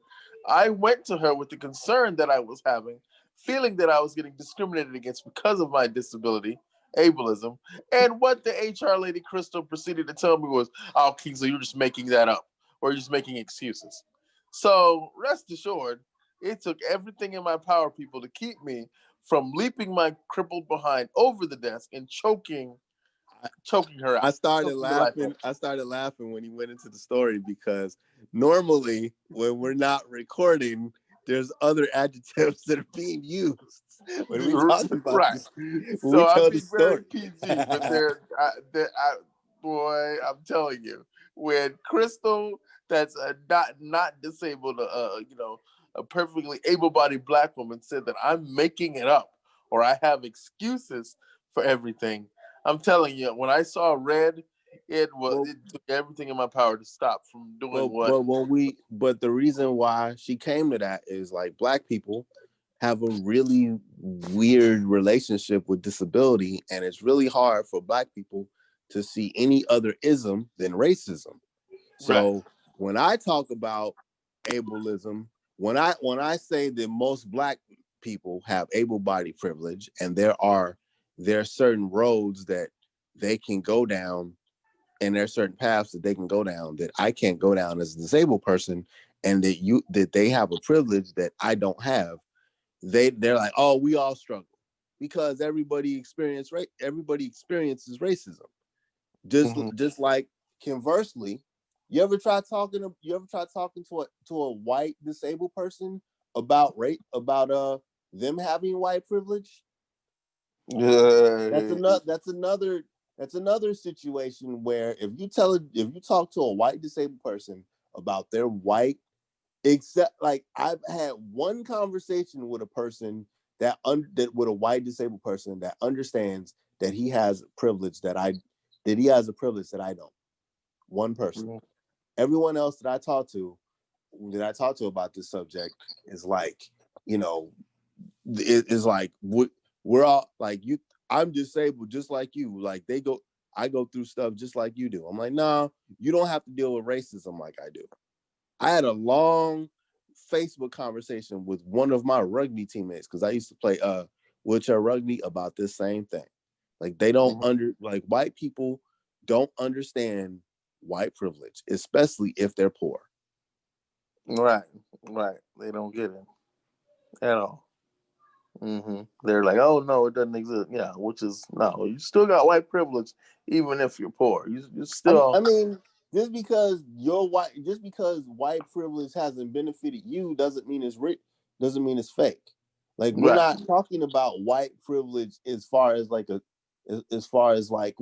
we talk about white privilege just similarly like we talk about systematic racism. White hmm privilege is systematic. Able-bodied privilege pertaining to ableism is systematic. There's systems in place or there are beliefs in place that hinder certain minority groups. That's what we're Right, talking about. The right, privilege that we're talking about is a hindrance, is a systematic hindrance. right.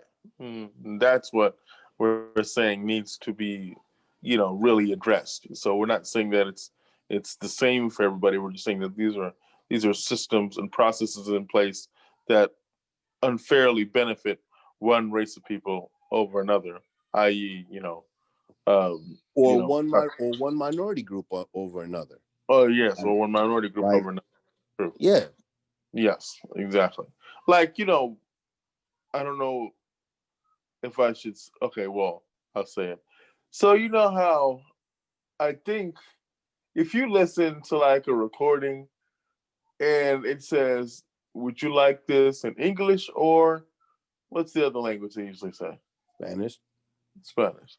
So I did a little history on this, and I think somewhere they said like in the 70s they started incorporating this, English or Spanish into recordings.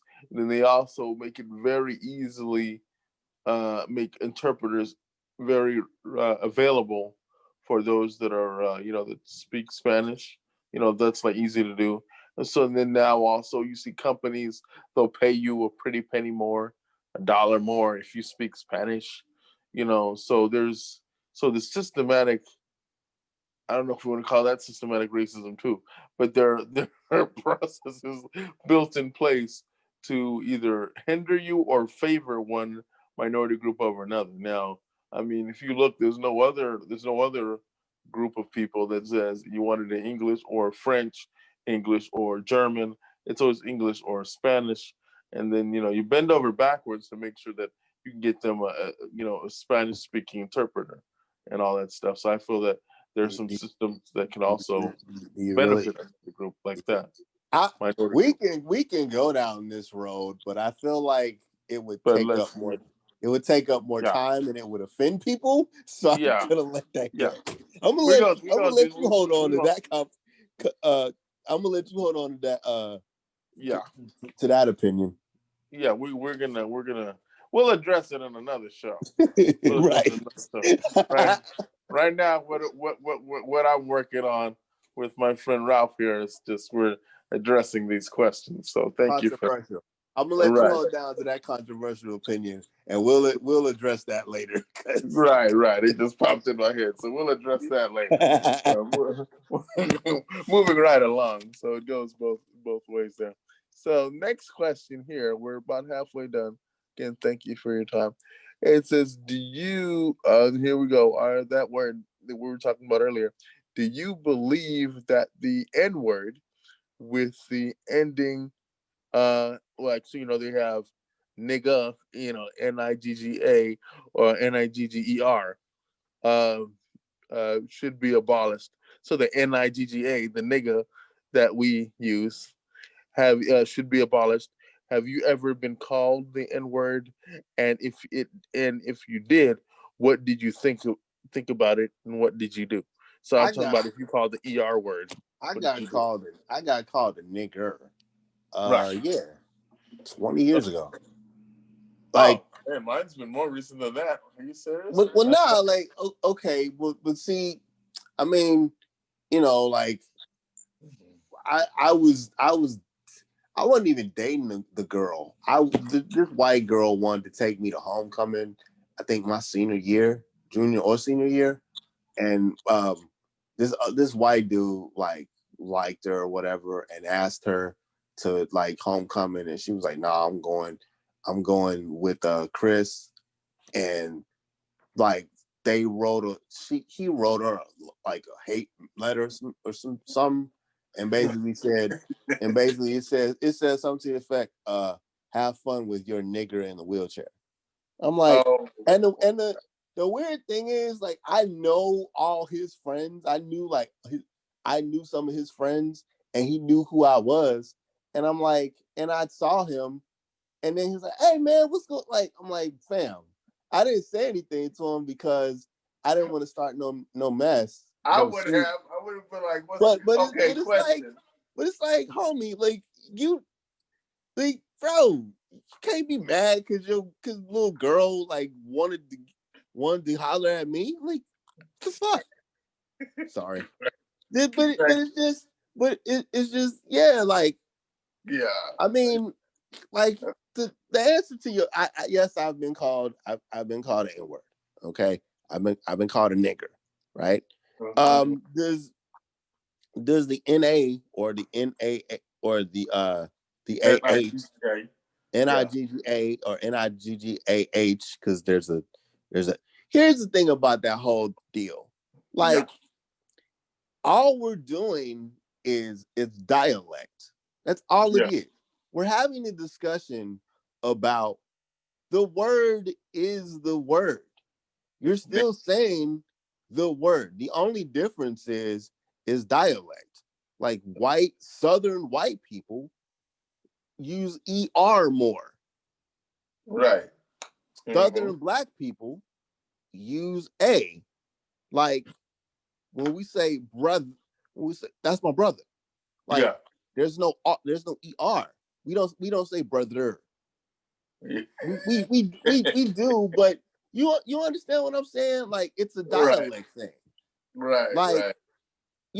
I'm sorry, but if I'm going to use a term now, because I wrote a paper on this in college.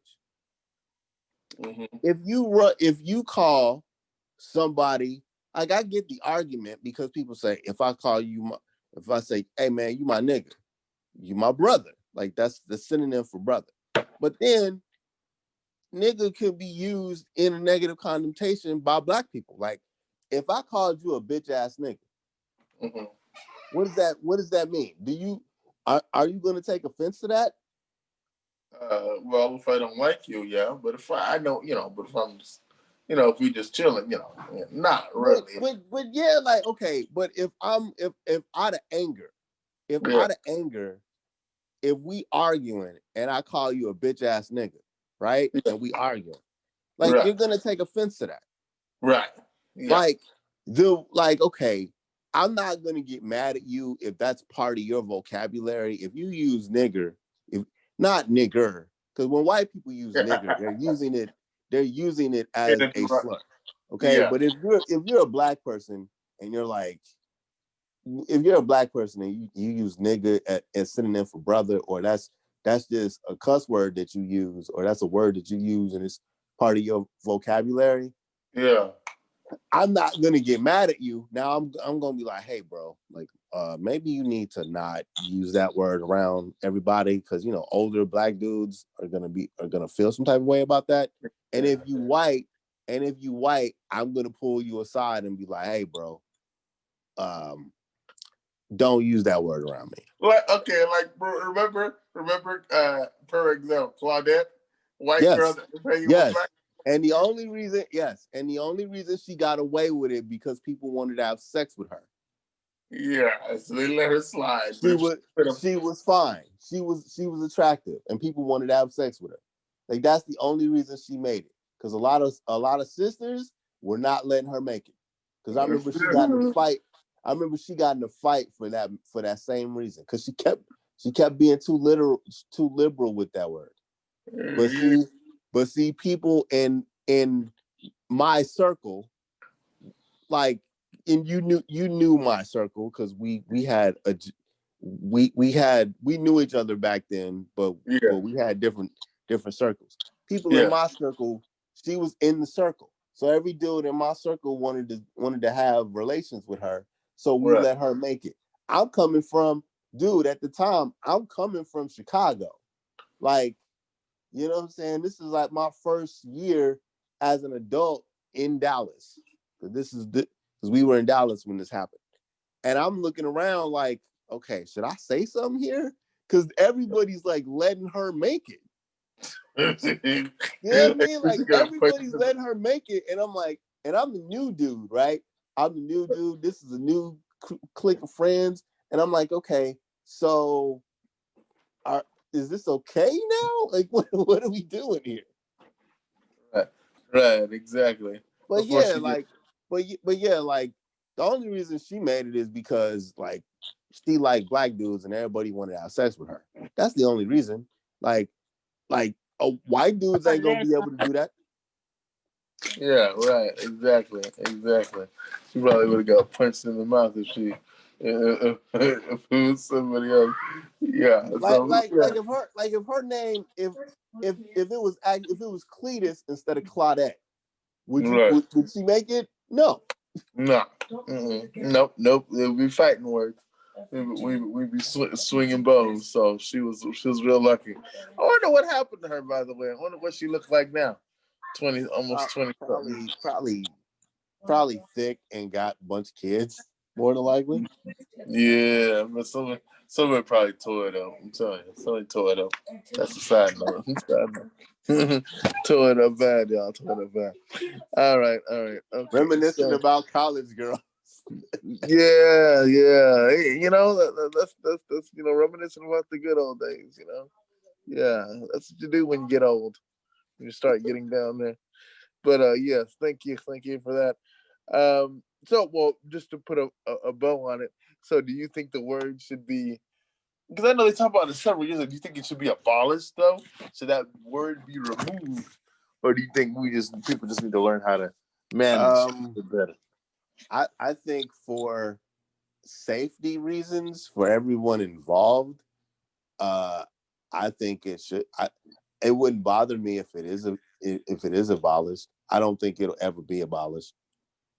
No, because you got people that are still gonna say, I don't mind. We got rappers that are still saying it. Like Yeah, it's in our popular culture. yeah. It's in our our music culture, arts, movie culture, all of it. So it's not gonna go away.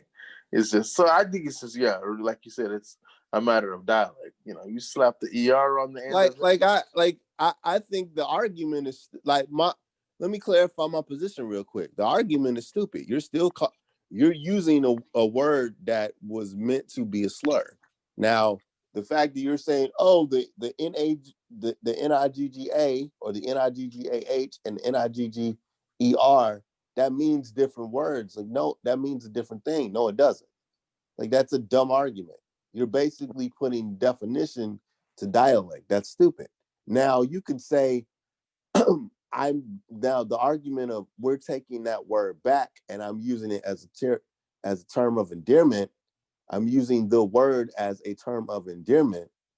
Okay, I get that argument, but if a white person uses the nigga pronunciation, black people are still going to feel some type of way.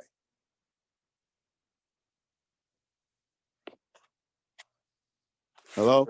If it's a fine female, they say the nigga, then whatever. But right. If it's a female that you want to have sex with, you're gonna give her a pass. If it's a man, right, like Eminem, when the infamous nigger tape came out, the way he said the word in his rap music at 14, he didn't say nigger, he said nigga. Right, exactly. You know what I'm saying? But black people still felt some type of way because he's white and he can't say that. So my thing is, like is it going to be abolished? No.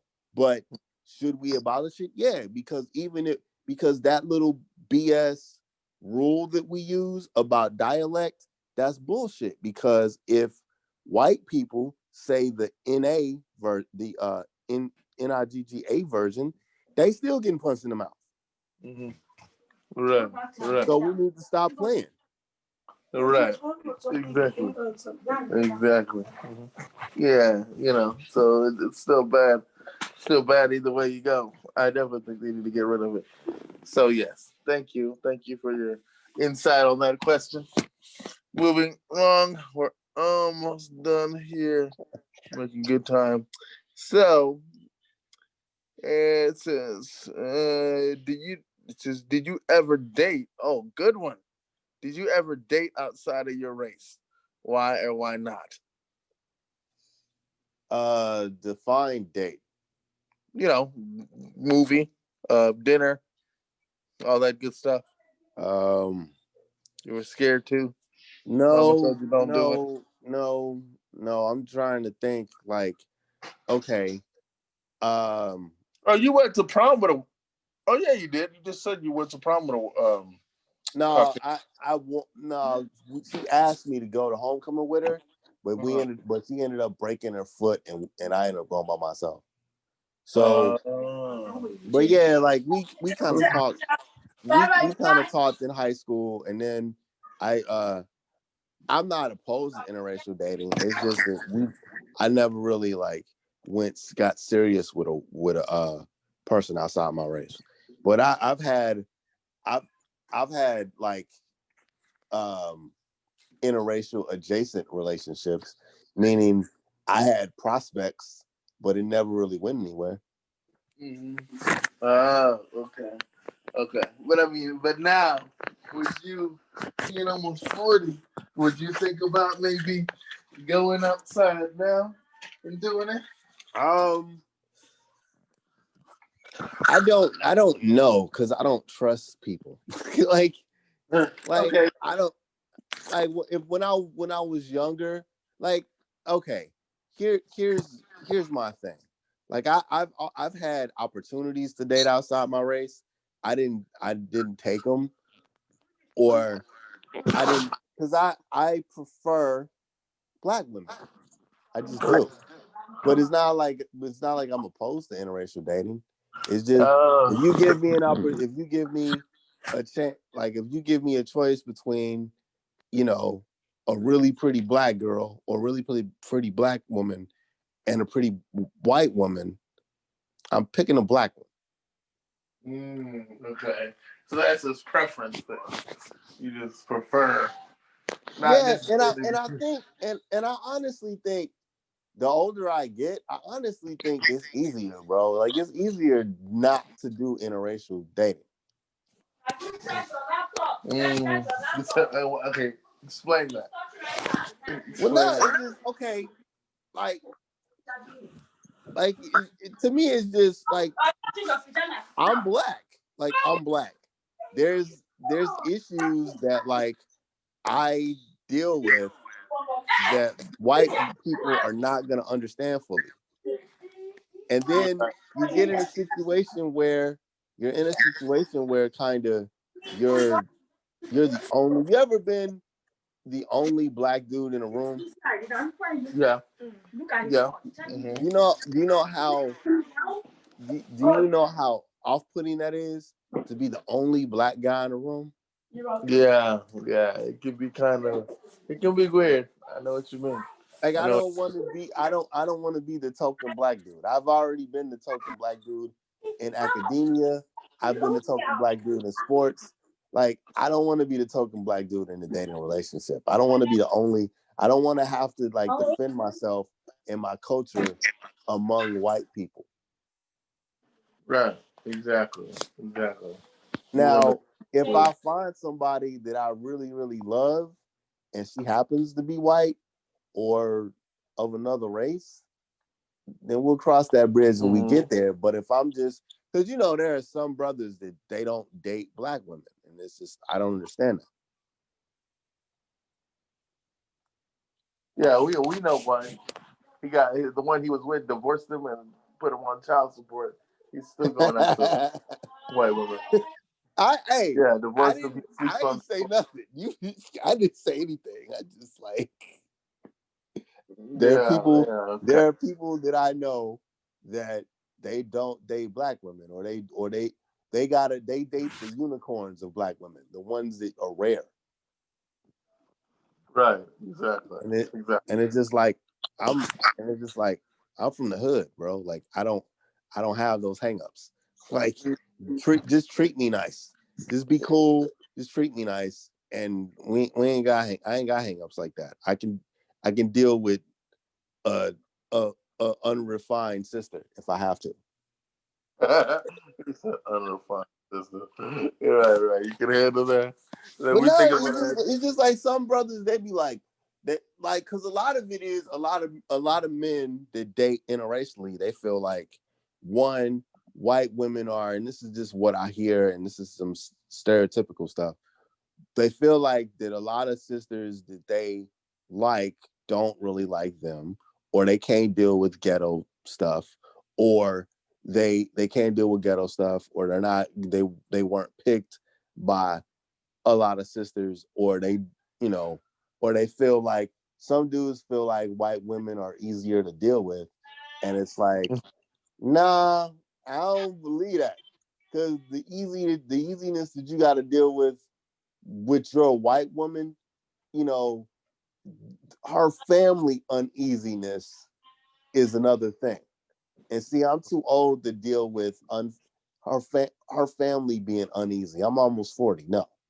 right, right, right. Exactly. You don't want to go through. I know what you mean. It's too much a hassle to go in.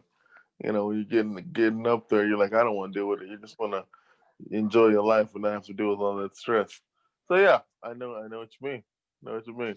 Thank you, thank you, thank you. So let me see. Next question. Oh, we're doing really good. We're doing really good. Okay. How many questions And we got left, Kingsley? we have, let's see, we're on 15, 16, 17, 18, 19, 20. We have about 10 more questions left. Yep, about 10 10 more. more questions? Wow. Yeah, Okay. yeah. Well, I mean, but we're actually doing pretty good, actually. Yeah, yeah. We're on 15. Yeah, we're on 15. So yeah, it's about what 10 more. Yeah, we're good. We're good. We're All right. fine. Okay. We're good. We'll probably skip over some too, 'cause some of them don't apply. So we'll probably skip over some to make it a little bit faster. Have you ever had? I'm good, bro. I'm just asking. I got this has been a very enjoyable conversation. Oh, thank you, thank you. Yeah, I try. Yeah, I try. I try definitely to make sure put my little flavor in it. And so, well, you're always fun to interview. So yeah, this works seamlessly. We have good conversations even off air. So yeah, some of these questions that Ralph asked here are kind of repetitive. So we talked about the racial Right. yeah, backlash and dating. Okay, so then the next one, 16, was basically have you ever had backlash for dating or being married interracially? Or you already answered that pretty I much. You said you mean, for your chocolate sister. when I was okay, I'll answer it because I can actually answer this question. Um, the girl that I was supposed to take to homecoming and she broke her foot Mm-hmm. when when black girls knew, because I was like 18, when black girls knew that I was gonna take her to homecoming, there was some people that said some stuff. Mm-hmm. Oh, Like really? it like So, like it wasn't bad, but there was some people that was like, you like white girls, or they felt some type of way. You know what I'm saying? Or no, it was, I think, what happened? Because what happened? I think we were supposed to go to homecoming, and she had what happened? She was gonna go to homecoming. She broke her leg or something, and then I think I had went to another dance or something else had happened where I decided to take a black girl, my actual girlfriend. I think this is like a year later or 6 months later, where I wanted where I was dating a black girl, and I was telling people that I was dating this black girl and we were gonna go to homecoming, and this girl in my class asked me, is she black or white? And I'm like, she black. And then they go, yay, you're dating a black girl now. And I'm like, oh, really? And I yeah. remember when that white girl asked me to homecoming and we ended up not going. I remember, like, that same girl was like, man, you taking her to homecoming. Like, she felt some type of way about that. So it Uh, wasn't it wasn't backlash, but yeah, bro, this is like in 99, 2000. Yeah, bro, it wasn't like interracial dating wasn't dope back then, man. Like, it was a thing. We look again. We're talking about 99, then turn of the millennium, 2000. bro, I graduated high school in 2020. I feel old, by the way. That wasn't cool back then. Like, it Yeah, was. People was doing it, but yeah, like you yeah, people felt some type of way. You know what I'm yeah, saying? So, like, but at 17, 18, at 17, 18, because this was like around 17, 18 or whatever, like, yeah. you're just like, I was just happy that people paid attention to me. Right, right. Did you get noticed? Yeah, Right. yeah, definitely, definitely. Yeah, I mean, I'm not surprised because a former trainer of mine, a little anecdote, a trainer that I worked out with at Fitness Connection. He was born in this, like 60s or 50s or whatever, and he had this one term that I'll never forget. He'll say, "Look," he'll say, "McKinsey, look." He said, I'm an 80s kid. He'll say, man, he's a 60s kid. He'll say, nothing's changed.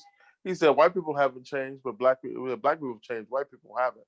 So basically, meaning white people hadn't changed, but it's we've changed. Black people have changed, and we're starting to we're thinking, okay, well, racism doesn't exist, but it does. That's why he says because there's white people haven't changed, but we have. We're trying to be more progressive and this and that, but there's still segments of the of white society that they haven't changed at all. They're still they still have hold some backwards racist beliefs, and that's because it got written in through maybe no fault of their own. Their parents continue to perpetuate the same crazy racist thinking and ideology. And so, to There illustrate are that point, degrees of racism. There are white people. Like I'll tell you this. A white person, you can work with a white person all day. And and I'm gonna tell you what actual segregation is and de facto segregation, de facto racism. You can work all day with a black person. You can work with them. You can have a beer with them. You can drink. You can have beer with them. You can eat lunch with them.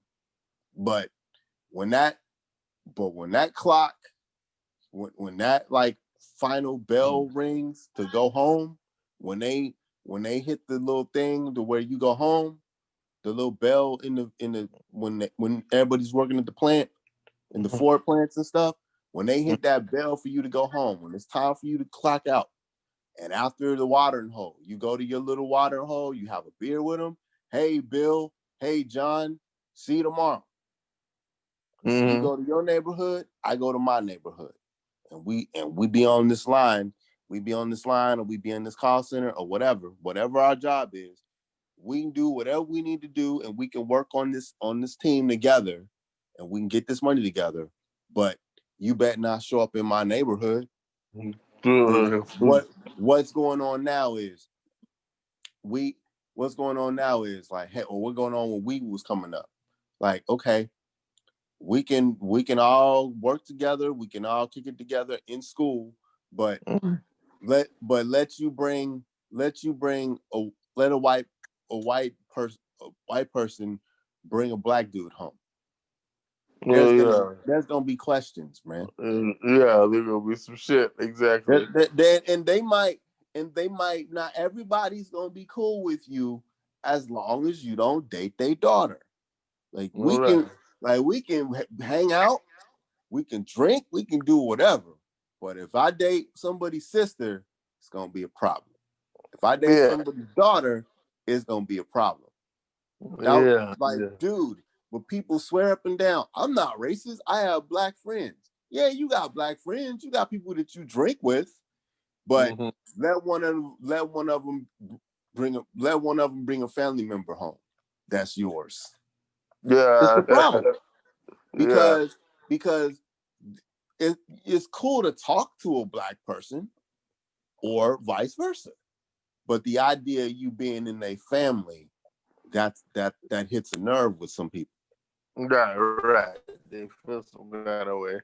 They got all of their feelings like, nope, we ain't having this one. Nope, no, That no. that ain't even just white people. That's a lot of cultures. A lot of Yeah, cultures a lot of cultures will love to kick it with us, man, and vice versa. Let you mess with one of their daughters or their yeah. cousin or something. Like I can go down a list of other races that will take our money, that will kick it with us, that will pick all up in our culture. Let Mm-hmm. let let let us bring one of their daughters home. And I Boy, ain't talking, and I'm not talking about white people either. I'm talking about no. a whole host of other brown races that they Mm-hmm. love us. They love us. They love us. They'll take our money. They'll be all up in our culture. They'll do the same music as us. Everything. Let me bring one of their sisters home. It's a problem. Yeah, because it goes to culture. Their Yeah, culture but is they like, swear up and down. They ain't racist. It's not a racial thing. We got black friends, but you messing up their bloodline. right, exactly. That's what it comes down to. Yeah, You like, messing up the bro, blood. I'm almost 40. I'm not dealing with that. I'm not. Right, I'm not gonna be the one that I'm gonna have, and I'm disabled too. I'm not gonna be the one to have that conversation. yeah, exactly. Like the father of the daughter that you dating, she's like, look, son, you have a long conversation, or the brother of the daughter that you're dating. Yeah, and Um, I'm 40 with and I'm almost 40 with gray in my beard. I'm too old to have that conversation, Kingsley. Nope. Right, exactly. And then they got the shotgun on the mantle, and as they're talking to you, he's clutching the shotgun, and you're like, "What? Nah, come on." It's not even that, man. It's not even that, man, because I don't even think it'll be that serious. But you be having these passive aggressive conversations with folks, or you're in Texas, and then like we talked about earlier in the conversation about like Southern pride stuff. Like you got people that are still running around with the Confederate flag and stuff, but they ain't racist. You Right. seeing a lot of it now. You seeing a lot of it now with like in Facebook. It's amazing how many people that I know that are white that I kind of put a side eye to. Like, you on that now? You know what I'm saying? Like, Is but that what we're doing now? I've kicked it, bro. I've kicked it at dudes' houses that were like, that I considered friends, that you considered friends, but then on Facebook they defend certain things that I'm like, really? This is what you doing? But they swear they ain't racist though. They will fight you up and down on whether or not they racist or not. But you're defending nonsense. Right, which is Like the Confederate flag. Like, bruh, I'm too old, man. I'm too old to have that to be a freedom fighter that way. Like, right. Sex is fun, but nah, I'm good. like, Right. I ain't gotta taste that flavor. I don't. You ain't gotta take that vanilla. You don't want No, that vanilla. no, Yeah. like no, just no. Put me in a chocolate in I'll stay in the chocolate river. I'll be good. I'm good here. Yeah.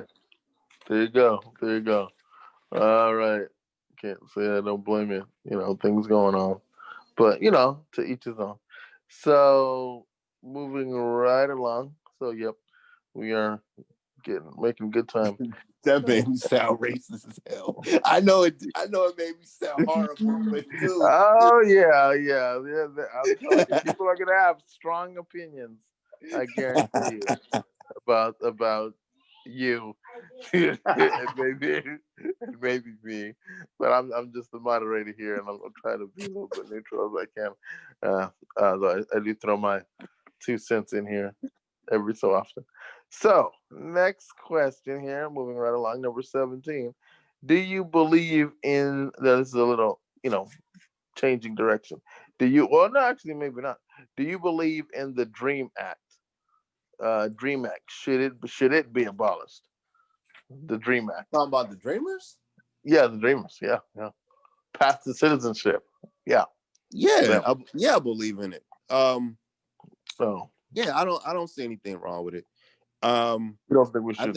I think we have a very I think the people that I think we have a very complicated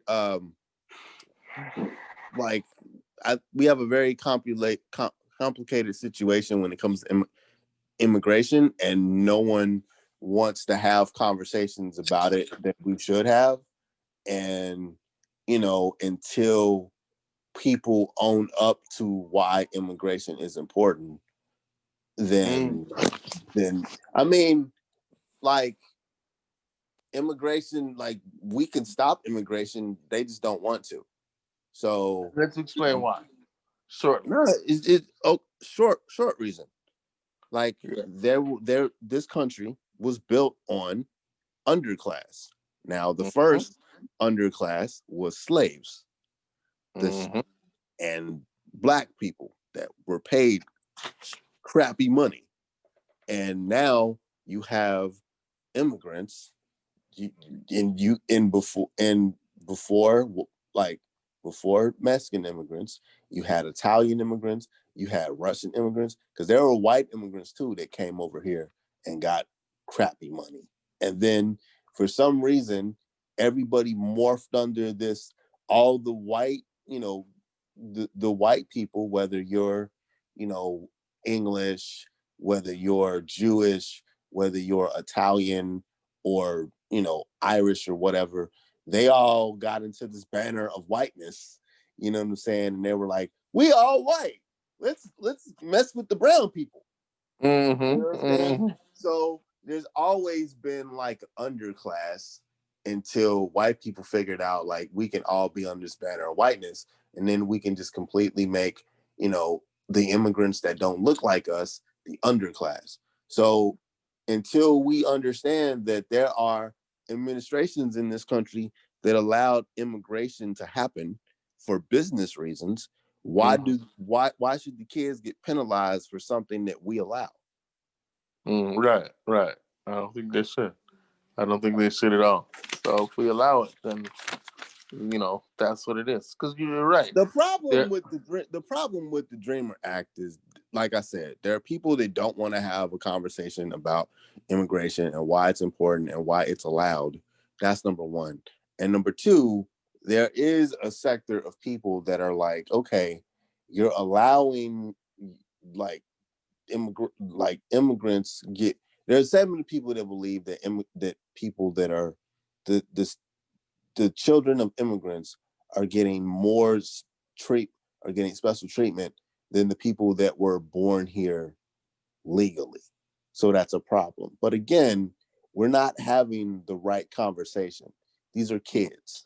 So let the Right. kids, you know what I'm saying? Like let the kids be able to we've been doing it for so long. We've been doing it for like, you know, Mexican immigrants have come over here and they figured out how to assimilate and build a life for themselves, and now their kids and their grandkids quietly have become a very popular minority group in this country, and it scares white people.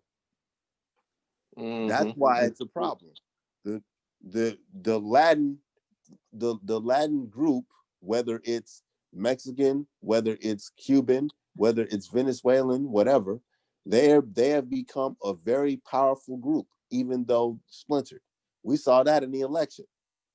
Mm-hmm. There were Cubans and Venezuelans that voted for Trump because they don't like communism, and Trump sold Joe Biden and Kamala Harris as communists. So they voted for Trump specifically for that reason. While in Arizona, in Texas, the Latin population there that is overwhelmingly Mexican, they voted for Biden.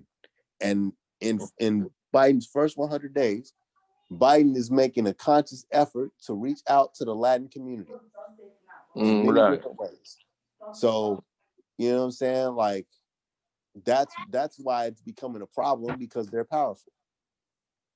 Right. Exactly. Mm-hmm. That's it. Or that's what's been said. So thank you for that. Appreciate it. We're doing really good.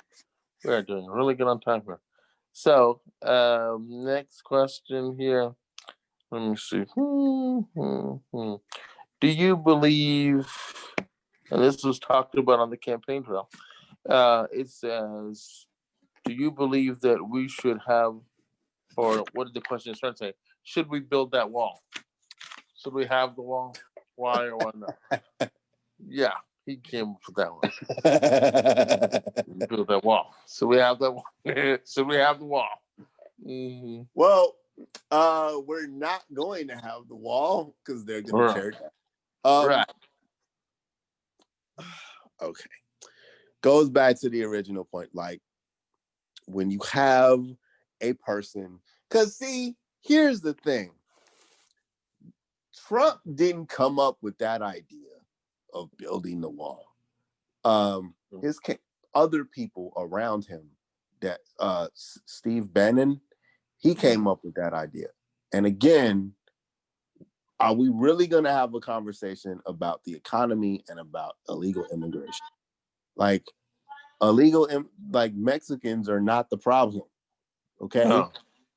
Trump used the build the wall thing because poor white people or working class white people are scared of of of an underclass that's under them. So like so we're using the build that wall and immigration as a shield as a dog whistle to talk about like we don't like brown people because brown people are taking the jobs. So we have, but instead of talking about that, we want to talk instead of talking about the fact that what I'm saying you know white people are hiring illegal immigrants to do jobs that white and black people don't want to do for the wages that they want to pay them. Trump wants to talk about build that wall. Like there is no wall that's going to be built. That was a dumb slogan that a lot of white people believed. You know what I'm saying? Like no, like like it would never happen. And even if it did happen, there like there will always be a need for illegal immigrants to work here illegally because the like white people will figure out a way to get illegal immigrants here. Like the wall would just be if he was able to build the wall, like he said, it would just be like lip service to him.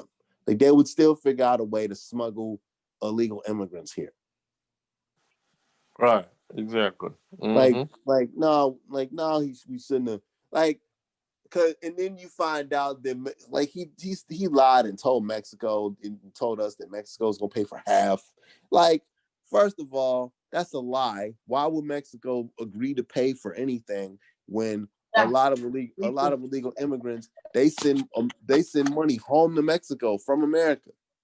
Right. Mm-hmm. Like illegal immigration benefits both countries. It benefits Mexico and it benefits America. Mm-hmm. So, dude, they would have still figured out a way to get illegal immigrants here.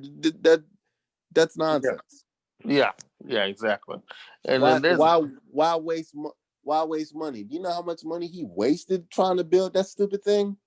yeah, we're seeing lots. Exactly. That's what happens when you get a businessman in office. Now, not saying now again, I'm neutral, so I don't.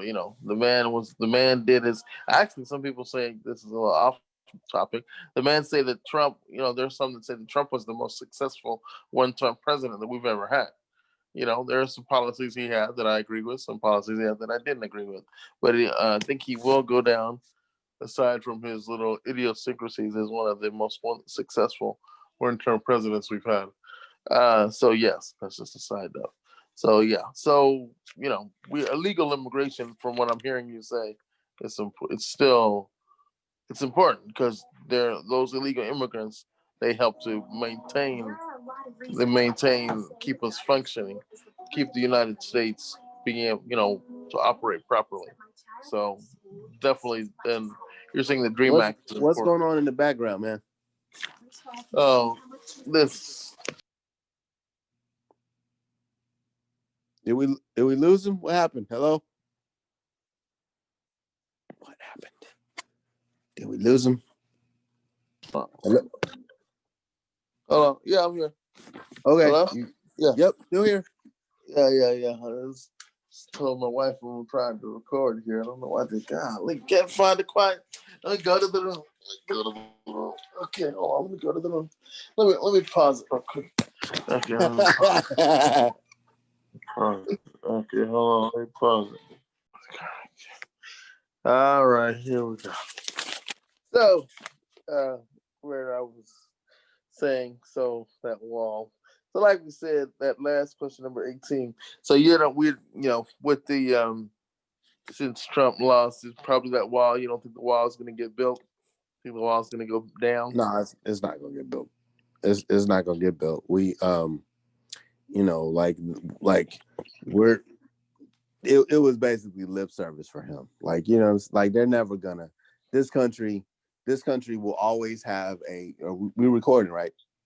Yes. Mm-hmm. Okay. This, Yes. this country will always have a underclass. And then the underclass will always have, people that once they get second or third generation, like their underclass will always be the middle class. The offspring of the underclass will always be the middle class, and they'll be powerful. Like it happened with us. It happened with Black Americans. Like, like um after the civil rights movement, you know what I'm saying, there was affirmative action. And then in the 90s, the baby boomers, when they had the millennial and the Gen S kids, like there's a lot of us that grew up middle class. Like Yeah. I grew up teetering like working to lower middle class. You know Hmm. what I'm saying? Like in the 90s, like, and then the Gen Xers, they had the Zoomer kids or the Gen Z kids, like, Hmm. you know what I'm saying? Like it happens, and it's happening for the Latin population. Like, there will always be people that always want to come here, but there's a segment of like, Mexican and Latin community that are like, second or third generation people. They're doing well. So that wall was never real, but it scares, the poor white man.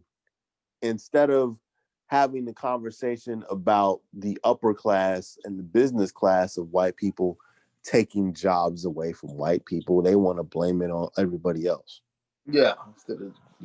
Instead of trying to figure out a way to, maybe they need to go back and learn a different skill, learn a different trade, instead of blaming other people for their or misfortunes. you need to line up with the other poor people, and if that means lining up with the black man and the Mexican man who's the underclass, to actually let's have a conversation, or let's fight against the oligarchs and the people with money.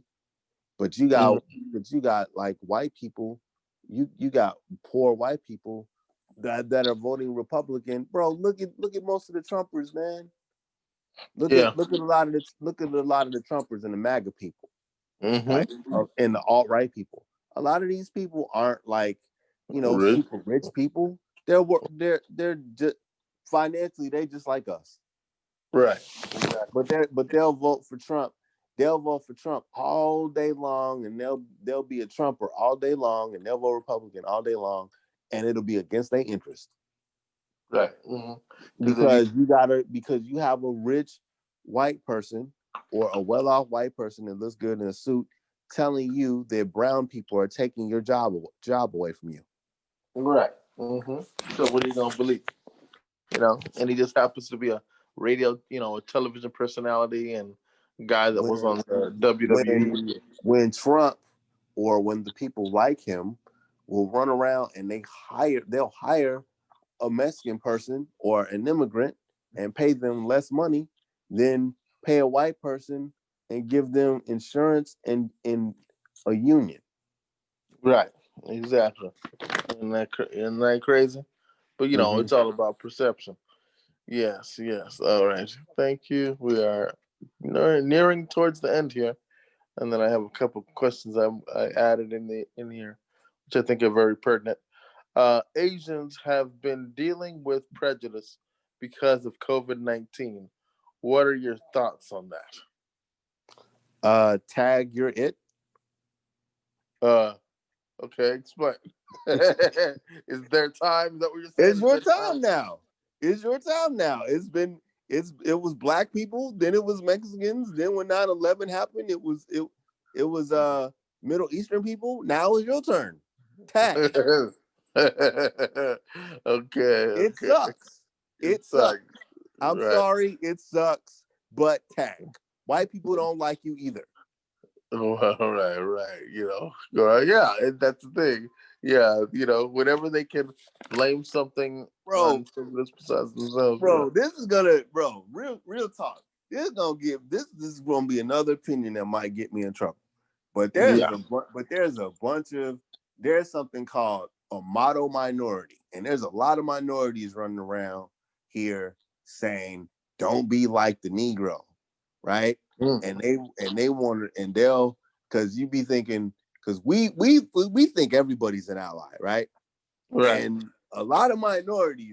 don't can a lot of minorities don't consider us as allies, and they don't really. Again, they I'm not saying all Asian people, because I got Asian friends. I've had Yeah. Asian friends. So I'm not saying all Asian people, but there are Asian people that don't really mess with black people like that, and they have this idea. And a lot of other races, they be like, white people like us, or a lot of minorities when they come here, they tell their kids, look, don't cause no trouble, don't be a model minority, don't cause no trouble, don't try to assimilate as much as we can, as much as you can, because you're in America now.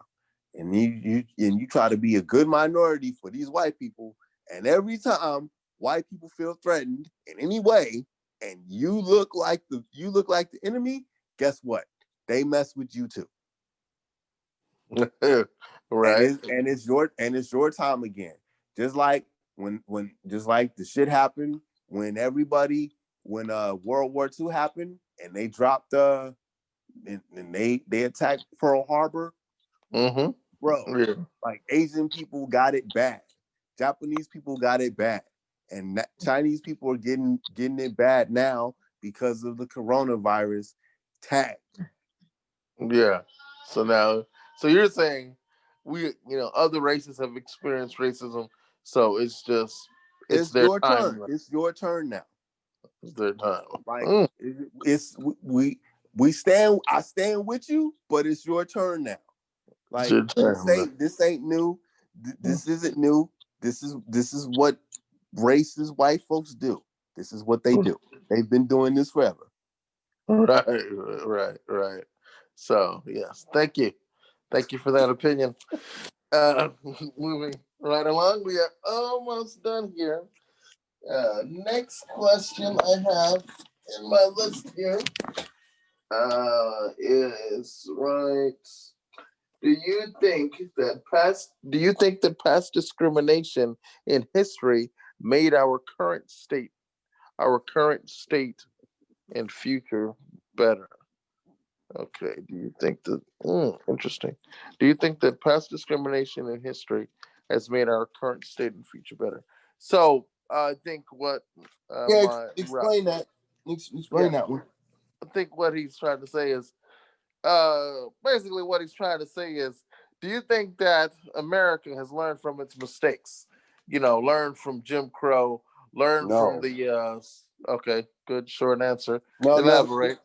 Keep going. Learn from Jim Crow. You had another Yeah, part. yeah. Learn from Jim Crow. Learn from the civil rights movement. Learn from and then, okay, I can say this is where I can put in the other ones. Learn from Rosewood and what happened in Tulsa, which are all part of history. Do you think that that America has learned from those incidences in history? What happened in Rosewood, that town that got burnt down because white people felt some kind of way because a lady lied and said that a black man had assaulted her, or Tulsa, same thing, Oklahoma. Some white lady lied and said a black man assaulted her, and they burned down these towns. Do you think those incidences where it was due to racial tension, and then the boycotts and everything that happened in the '60s, assassinations that happened? Do you think that America has learned from its dark side of history, and do you think we've gotten better as a No, society? no, Okay, because yeah. So that's what I was saying. because no one wants to admit it. Like I'm a like going back to the original couple, the first few questions of the beginning of this.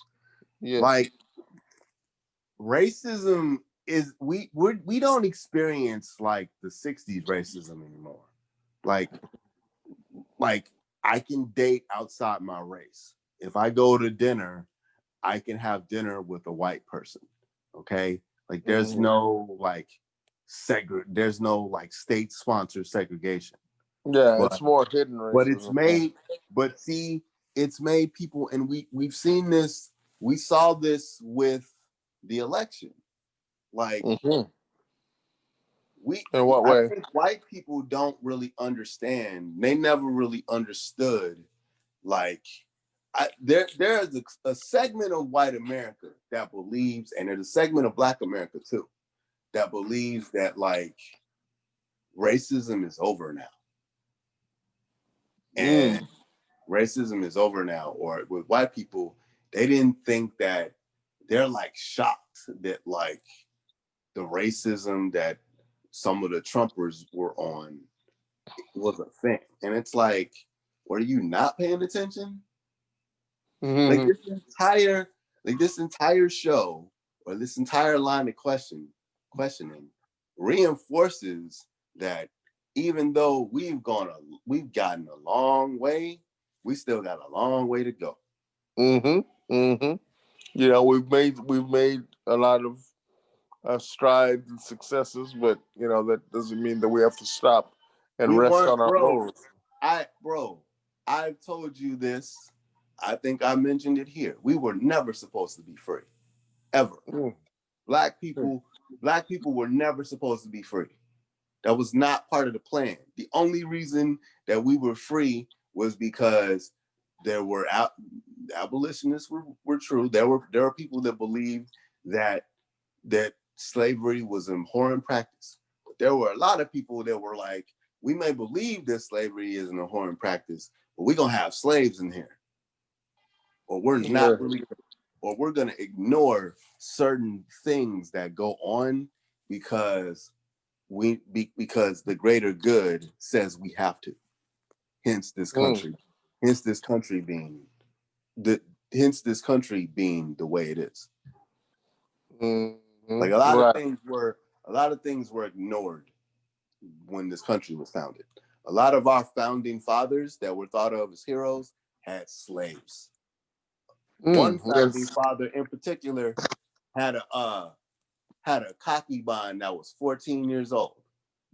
Tell us about that. I know we had talked about that off air. Tell us about that story. Was Yeah, very was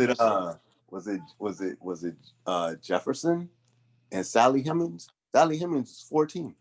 Yes, yes. Because I learned something on Sally that one. Hemings I was was like, I didn't know he had himself a little Sally side. Hemings. Sally Hemings. That was his main chick. 14. Mm. Daughter of one of his 14-year-old. slaves. Daughter of one of his slaves. That was his main chick.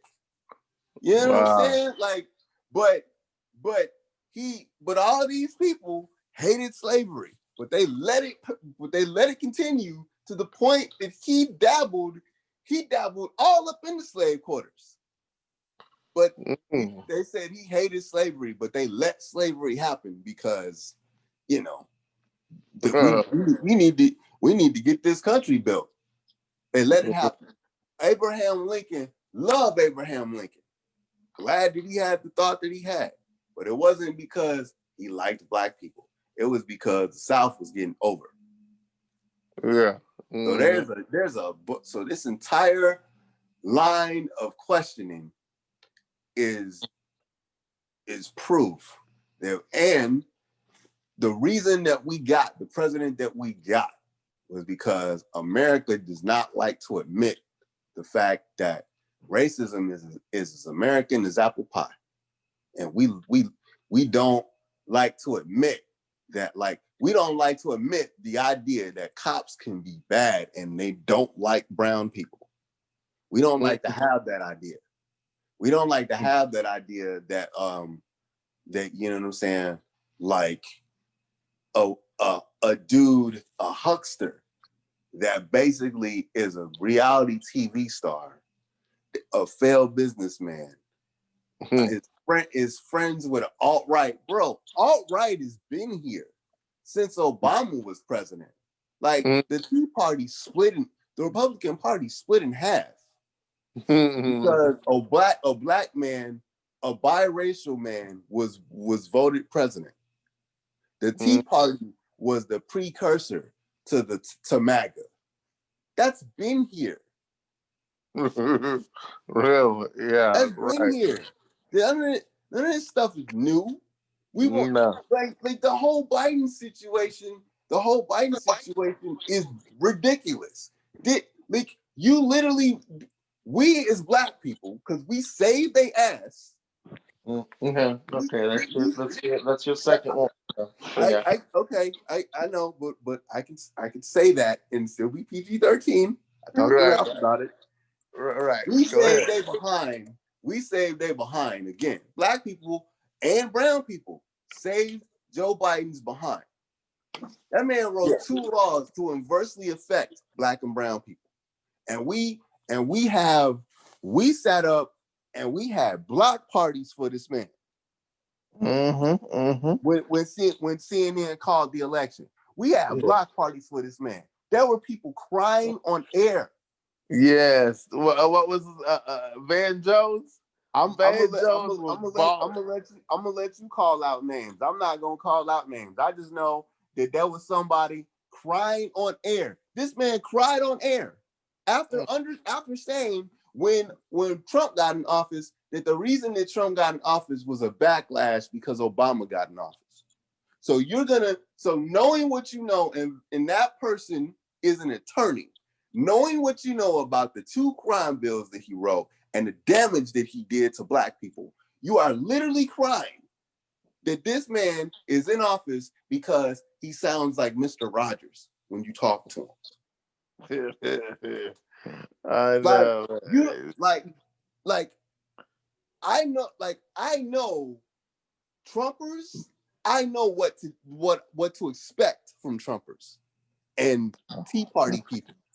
They're angry white people. They think that they're angry white people. They think that not all of them, because I'm not gonna, not all of them, but the people that Trump gave them something to believe in. Trump gave them something to fight for. I know what to deal with.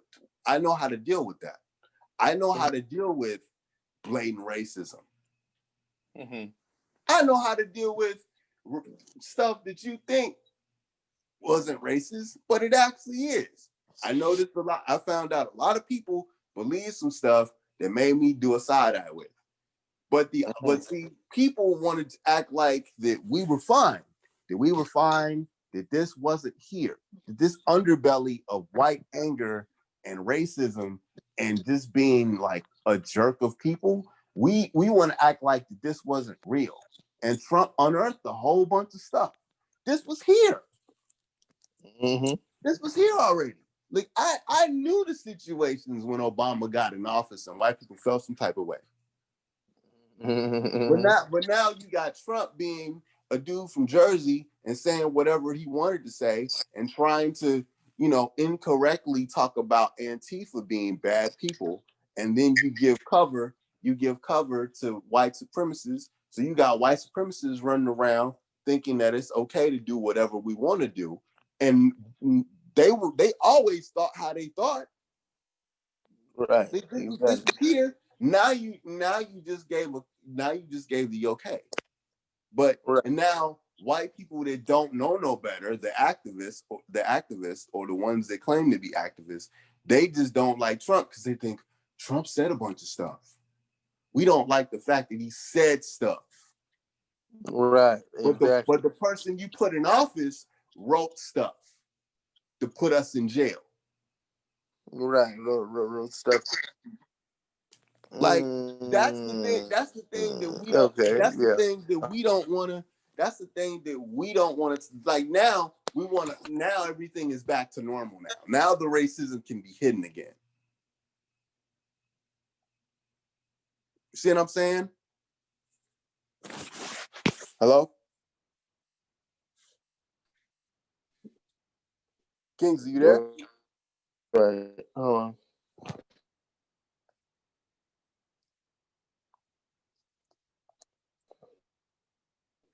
Oh. There. Yeah. Right.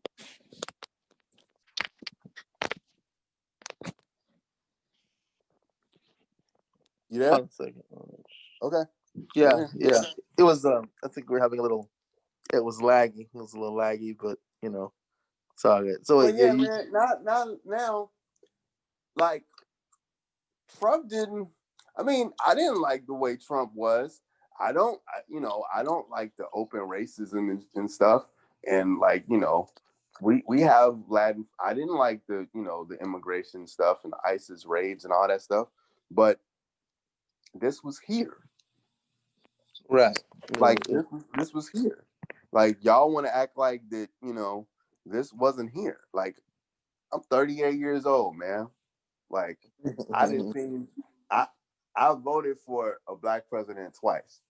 black people were still getting, like, if y'all honestly believe that Joe Biden, the person that basically built 2 crime bills that caused a bunch of, and I keep bringing up the crime bill because how we're being policed is because of him. Okay, well, How we're being policed is because of him. Go back I to gotta his go that far. no, fam. Go back to his when he in 93 when he talked to the Senate floor about his bill.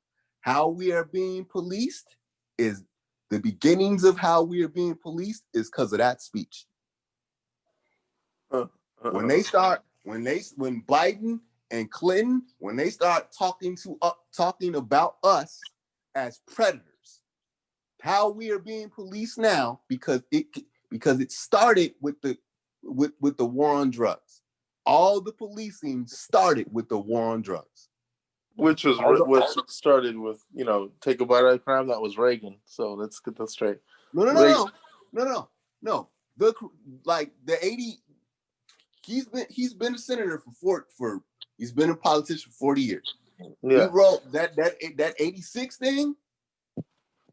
He had a hand in that. Biden had a hand in that. The 94 thing, when he stood in front of, go back and listen to his speech. When they stood in front of Congress and they started talking to us, they started talking to black people as criminals and as, predators and stuff. How we are being policed is because of him. Mm-hmm. But we have black parties for that man a week and a half ago because he sounds nice now. Yeah, but like I said, I'm kind of neutral on that. I'm neutral when it comes to be neutral. I'm not telling you anything. I'm just there. Go listen to him. I showed you some of what he said. Mm-hmm. Mm-hmm. I showed you some of that speech. Like, go listen to him. Like, that's what I'm saying, though, man. Like, everybody wants it to go back to normal now. Well, normal there's still racism with normal. We had a black president and black people was getting killed every week. Still. Yeah. Like it didn't start with Trump. Police brutality didn't start with Trump. We have black presidents and we had a black president. Black women got killed. Black men got killed. Trayvon Martin got killed the first in 2000. When did he get killed? 2009. Yeah. Remember, if I had a son, Trayvon would look like my son. Yeah, I remember that. Like Walter Scott died when Obama was in office. Like, police brutality's been here.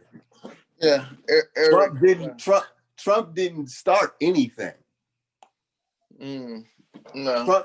Trump just didn't come up with how normally when a police brutality situation happens, the president says something and Obama specifically says something real nice and real, get the country together to make us feel better. Trump didn't make us feel better. Trump ignored things. But to act like he started stuff and act like Biden's gonna make it better, are you serious right now? Well, see, what Trump did is he just poured the gasoline on the fire. The fire was already burning. Was already burning. They were already killing us before Trump got in office. It's just for whatever reason, Trump gets the blame because of George Floyd. George Floyd was the catalyst, and I think it was we watched for 8 minutes a dude lose his life and beg for his mama before he died, and that hit a lot of people. Right. But that's you don't think that the political climate at the top played a hand in that? You don't think that it added more fuel to the fire? I'm not saying it didn't. I'm saying that people are on that BS right now because that's been happening. Yeah. Oh yeah. The only reason is, see, normally when this happens, we didn't see Oscar Grant die up close. There's grainy video of Oscar Grant dying. Okay, we didn't see Walter Scott die. Like, we saw Walter Scott die off a dash cam video. We didn't see Walter Scott die in person. We didn't see Walter Scott beg for his mama. Ahmaud Arbery. We didn't see Ahmaud. We saw Ahmaud Arbery fight back, but we didn't see Ahmaud Arbery die up close. We saw George Floyd die up close. Mm-hmm. Now, half of the people that I mentioned happened when a black man was in office. Sandra Bland died not on camera. We just know about her arrest, but she didn't die on camera. Black man was in office. Stop putting that on Trump. White cops have been on that. Freddie Gray, 3 white cops, 3 black cops. Police brutality has been here. Trump didn't start this. It's been here. And again, who told the country 30 years ago that we're predators? I know where you're going with that. I know. Well, I mean, it was saying. Don't pee on my head and tell me it's raining. That's all I'm saying. That's all I'm saying. Do not pee on my head and tell me it's raining. That's what you're telling me to do now. That's what you're telling me to do with this Joe Biden thing. You're telling me that they're literally peeing on my head right now, and they're saying, "No, Chris, it's raining." That's not urine. Yeah, it ain't urine. Don't mind that. That don't. What smell? What are you talking about? Right, exactly. You're hallucinating. You tripping. Right, you bugging. Yeah.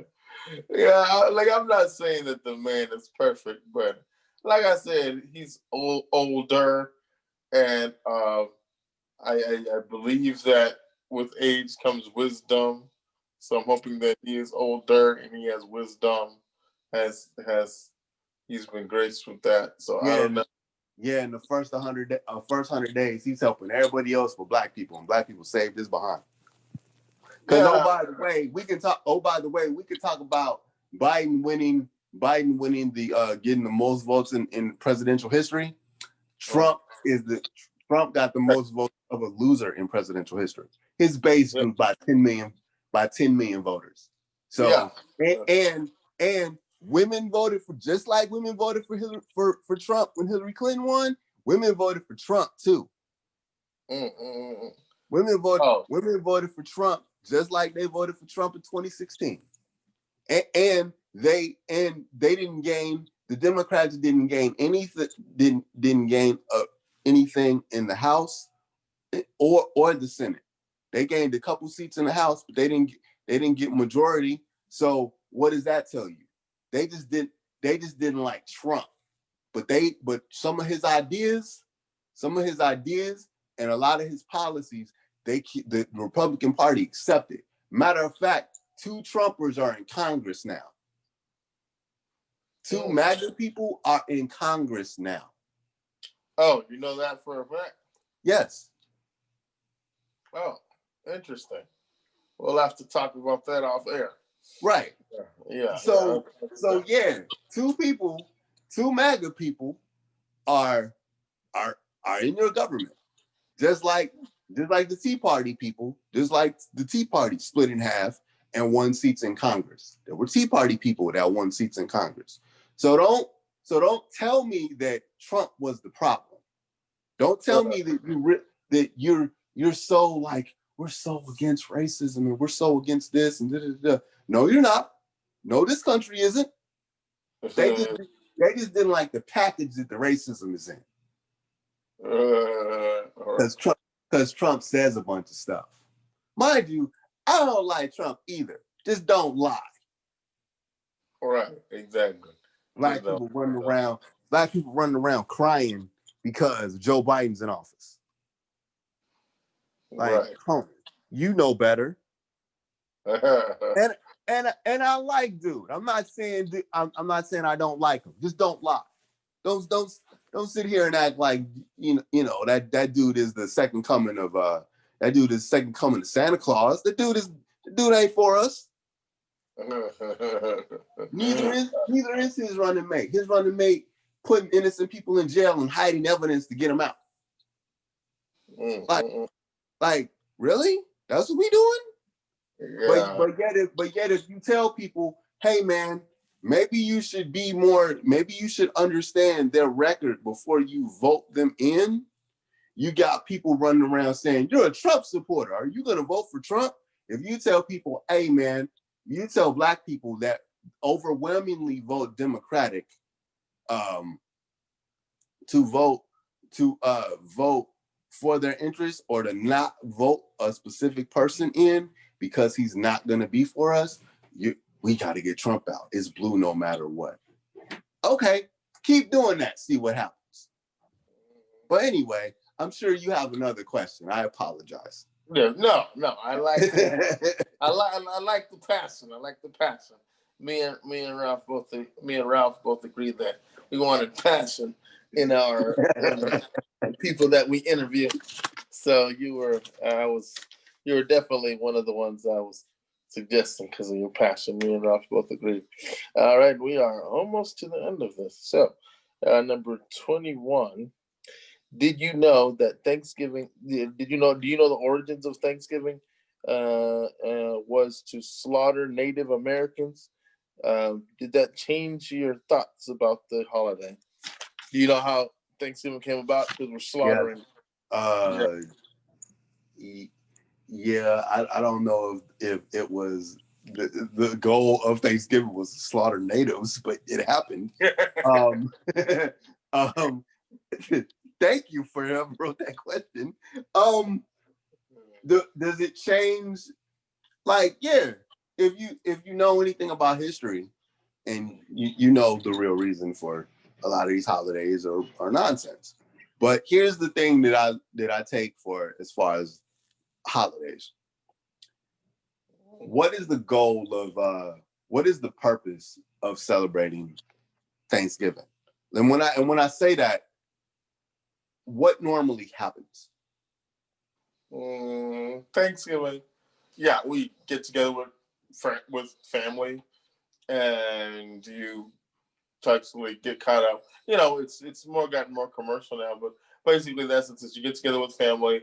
You spend quality time, thankful for the many blessings that they've had that year, and just thankful for what's happened and just being with one another, basically. A time to get together and just I be look together. at Thanksgiving as an opportunity to see family that you haven't seen in a while, an opportunity to have food. That's what I mean. Opportunity to have food that we normally don't eat on a regular basis. I guess it's a little bit of cognitive dissonance when it comes to, because this is just like 4th of July. Like, I know that black people weren't free in 1776. Like, I understand that. You know what I'm saying? And we've only been free, free as we know it, since the 60s. Because if you actually look at Jim Crow, even though we were technically free, we weren't really. Like, we were like, Jim Crow had us still under bondage until the civil rights movement, until the civil rights law was passed. So we've only been free since the 70s, really. So about 50 years. So, like, I celebrate 4th of July. I celebrate Thanksgiving. The only holiday I really don't celebrate is Halloween. You don't celebrate Halloween either? Nah, I don't celebrate Halloween. Oh, okay. I don't have any kids, so there's no reason to lie. No reason to.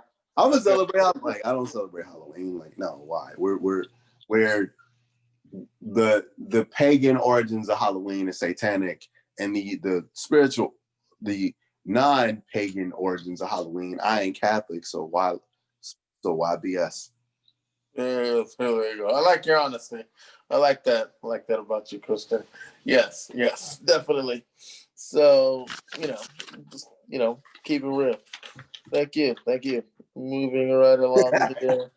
I like how you do the master of ceremony. Thank you after every question. Well, yeah, because I know it's hard for people to really put their opinion and say what's really on their mind without fearing backlash. Because I get some of the people that me and Ralph are thinking are gonna interview. They're scared. Matter of fact, Ralph was telling me the story. So people are scared to say what they really think because some people might feel some kind of way. But I'm glad you're not afraid of that.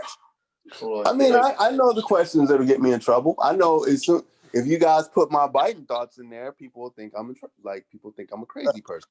But no, I don't. That's one of the things that I refuse to be lied about.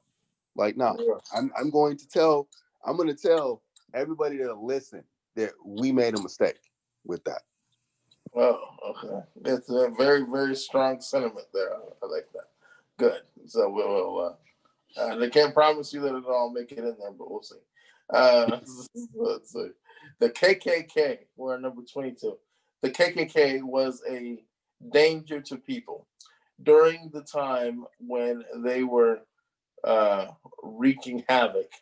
I don't know why he puts words like that. During the time that they were wreaking havoc, did you what the hell? Did you and your family fear them? Okay, and I don't think you were. I'm 38, Kingsley. No, like, right. Am I like the KKK? That was before my time. Yeah, in mine too. I don't fear them at all because it's before my time. Yeah, was danger to black community. So yeah, we so answer that. No, you did. You did that. And then the modern day versions of the Klan, the alt right people, the neo-Nazi people, like, nah, I don't. Like, unless I'm in situations where, I don't go in places where I'm the only black dude in the room anymore. I don't, I don't drive. I don't pick, like, when people offer to run me places that I don't know. I don't get in the cars with random people that, like, there's no way that, you know what I'm saying? Like, I'm going to get in a situation where the modern equivalent of a Klan member, unless somebody runs me down and kidnaps me, like, I'm not going to be in a weird situation where I'm the only black dude in a room full of white folks. So you're just not going to do that? Put yourself in that kind of situation? Nah, I like being around my people. Okay. Thank you for that. Appreciate that. Short and sweet. And we're getting to the bottom here. Let's see. Some of these questions. Some of these questions were meant for older people, not us. Yeah. So but I'm just trying to get a good. I'm trying to get most of them in here, and then the ones that don't really apply, just trying to get your brief thoughts on those. So let's see, Juneteenth. Did you use? Oh, Juneteenth. Okay. Do you celebrate? Do you know the origins of Juneteenth? Do you celebrate Juneteenth? And I'm going to throw this one in here. Do you think Juneteenth should be a holiday?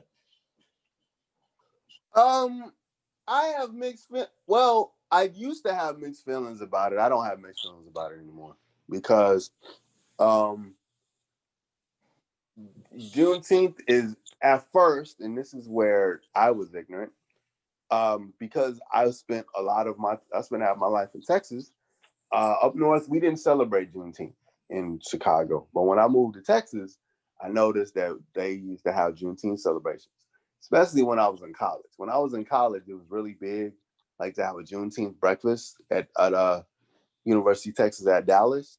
And then when I worked at the government agency that shall remain nameless, they had Juneteenth lunches. And when I looked at the history of Juneteenth, I was like, wait a minute, why are we celebrating the fact that white people lied to us? Because really, if you think about it, like, Galveston, Texas was the last state that they told that, because I think slavery, like, was around for like 2 years before word got to Galveston that we were free. So they didn't tell They didn't tell Texas that the Civil War had ended and we're free. So it's like, why are we celebrating the fact that that white people didn't tell us nothing? Like I'd be angry. But then, like, I listened to a history teacher about it. I listened to a history teacher explain why it's important, and he brought up a good point. He was like, Juneteenth was the last day, was the day that the last group of slaves were freed. So now, so I used to be like, man, that's stupid. Now, after hearing a more historical perspective on it, I've changed my mind, and it should be a national holiday. Good. Okay. I'm glad to hear you feel that way. Yes, there are many that feel that way. Definitely. Thank you. So number 23, do blacks have the right what is he saying? Do blacks have the right to anger with I think what the question is trying to say is, do blacks have the right to be angered with racism when they also hurt their own race? So the fact that we have black on black crime, do we have the right to All be right, angered? this is gonna get me in trouble again. Okay, so I guess he's asking, do blacks have the right to be angry with racism? And I'm guessing police brutality if they hurt their own race. All right. So let's have a conversation about why our communities and why black people hurt black people. Because what we're talking about here is black on black crime, which really doesn't exist. It's just crime. There's no white on white crime, but white on white crime exists. It's just crime. The whole black on black crime thing is a white narrative and an Uncle Tom black narrative. Now, I agree that black people need to do better with black people, because white people look at racist white people look at how black people do ourselves and in our communities, and they're like, they don't care about them. Why should we care about them? But when we talk about black on black crime, which I think is what he's getting at, it's crime. So if you're in a bad neighborhood, and and somebody thinks you have money, guess what? They're gonna steal from you. Just like white people, most crime by white people most crime that happens to white people happens by other white people. So the whole white on white crime thing doesn't exist because it's just crime. But black people, when instead of having a conversation about racism and institutional racism and police brutality and why is it that policemen kill black people in a crazy way, they want to mention, why are y'all talking about police brutality, which is a separate issue? Why aren't y'all talking about black on black crime? Why aren't we having marches with black on black crime? Guess what? We do have crime marches. We have crime marches every summer. You know what? No one talks about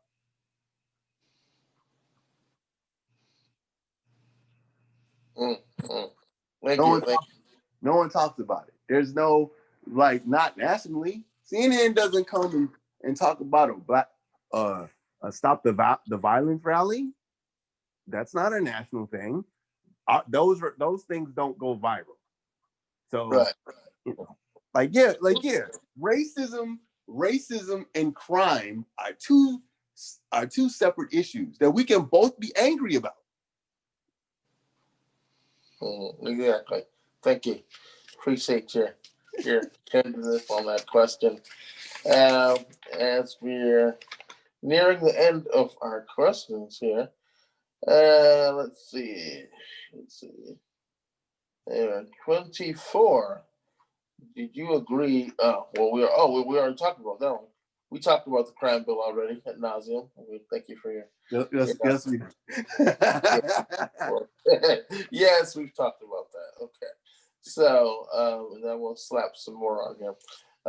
This is not our the number 25 question. That's Ralph's official last question, but you have more. Right, exactly. You got it. Okay. This is not our country as shown through history. This is not this is not our country. It's not the white man's country. It's not the black man's country because we were brought here as slaves. It is the Native American people's history. It's their country. So even though it's their country, we put we're basically put them on reservations. We put them on reservations. We threaten to build a wall to keep Mexicans out. What do you think? You think that we should give Native Americans the land back, or should we still keep them on that reservation?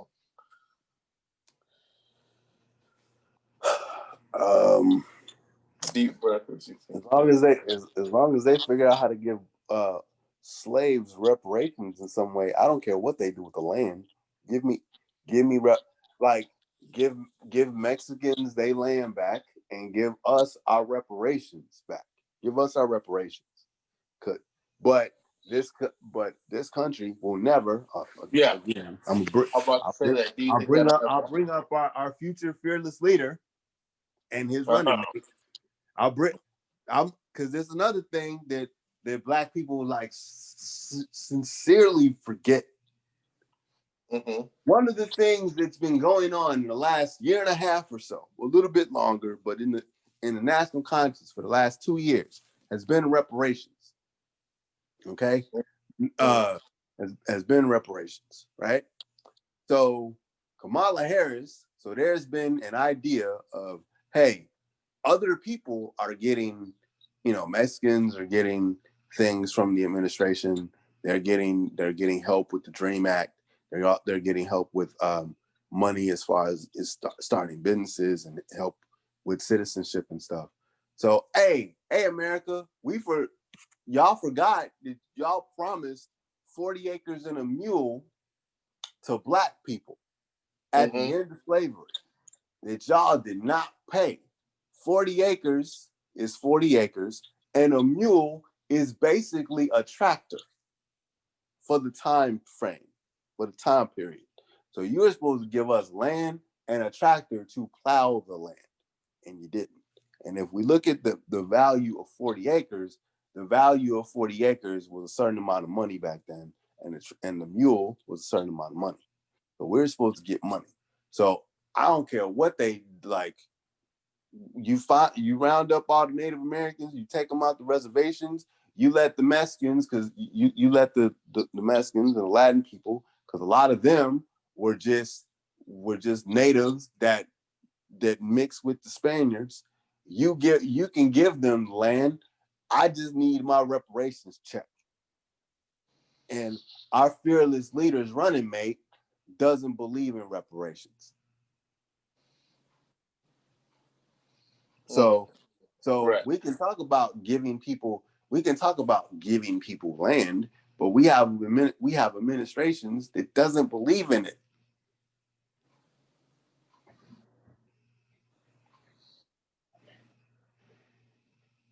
Kingsley. Thank you. All right. Hey, you good, bro? You kind of faded away there, bro. Yeah, a little bit. It's been a long day, people, but So yes. So that concludes the end of those. However, I do have some additional questions here. So we were talking about I have some additional. So the rosewood. Let's dig into rosewood. So let's dig into rosewood. So okay, now you pepped up now. Now it's like let's go. Yeah. So you know about Rosewood, that little town. Okay, they got obliterated off the map by some what can we call them? Some people that were mad. Off of a lie. Yeah, some, I don't know if it was a white woman, probably was. So a white woman told a lie, and this settled town that was from my history looks like it was established in 1845. It was by some white and African American settlers established it, and then by 1923, thing was burnt to the ground off of a lie. But what my question about that, the Rosewood, what we can read from history, because neither me or you are alive. What we can glean from history there is it in and tell me if that's what you're thinking too. Is we see African Americans as like a people being able to function like together and do commerce and function financially and operate their own banks, their businesses, and everything, independently of other races. Do you feel that having a town like Rosewood and another one that sort of is similar to that, Tulsa, having our own black owned businesses, our own black financial center. Do you think that that's good for the for African Americans to be able to have that on our own independently, to really be able to be financially stable? Is that good for us? Or do you think that it doesn't really matter? What do you think? Yeah. I think black owned businesses. I think that needs to be. All right. So you mentioned, and I understand why you mentioned Rosewood, because like that's a fear. That's Yeah. kind of a fear because okay, like I remember when the George Floyd situation happened, there was this girl, there was this young lady, she's like 25. She was talking about how, rioting and stuff, and how she has a very similar outlook that I have. None of us agree with rioting, but we understand that, when black people do it to their own communities, we understand that like their own communities that we claim to be ours, we don't really own anything. And then we don't have, and she broke down like, for 400 years we've been playing for 400 years we've been playing Monopoly, and everything that we do, the bank takes our Monopoly games, and then the last 50 years we everything that we take, everything that we earn, they take half. So you guys have been winning the 400-year head start. We finally get maybe a good head start, and then you want us to like just, y'all been playing 400 years this game with us, and then all of a sudden you get mad when we try to cheat, when y'all been cheating us for 450 years and we've never had a chance to win the game. So the Rosewood situation, like I think there's quietly a fear still by black people that if we do another Rosewood situation, then white people are not going to like it, and then something bad will happen. And we can kind of see that with Haiti, because if you look at the if you look at the history of Haiti, Haiti was a slave colony, and they rebelled and they won their independence. Right. And now the rest of the world doesn't trade with them, and they're one of the poorest nations in the country. Yeah. Oh, so you think that's due to a product of prejudice? Yeah. Yeah. I do, but I don't think, going back to your original question about like black commerce and stuff and that being good for us. Yeah. Like I think that more I think that more black neighborhoods I think there needs to be more black banks, and there needs to be black and when we say that, I'm not talking about black only stuff. There are businesses in black neighborhoods and stuff, but generally what the fear is that white people come in and they gentrify everything. And or like I don't think that you're gonna see white people coming in, or like or like law enforcement, because people forget that Rosewood in Tulsa, Oklahoma, law enforcement came in too. It wasn't just vigilante justice. It was law enforcement that came in, and the National Guard came in. I think with Tulsa, the National Guard came in to destroy that town. It wasn't just, Cletus and Billy Bob and they homies driving in and messing stuff up. That was state sponsored. I don't think that'll happen anymore. You know what I'm saying? And I think this country is so multicultural now. We've seen little Chinatowns in certain cities succeed. Little Vietnam succeed. We've seen other communities have their other versions of little towns, and they protect the towns. Thank you, appreciate it. So you feel the same way about Tulsa? As far as what that Tulsa was a good thing until it happened, until they tore it down. Yeah, like what people don't understand about Tulsa is part of the reason why that burnt down was because the white communities around Tulsa was jealous that was like that.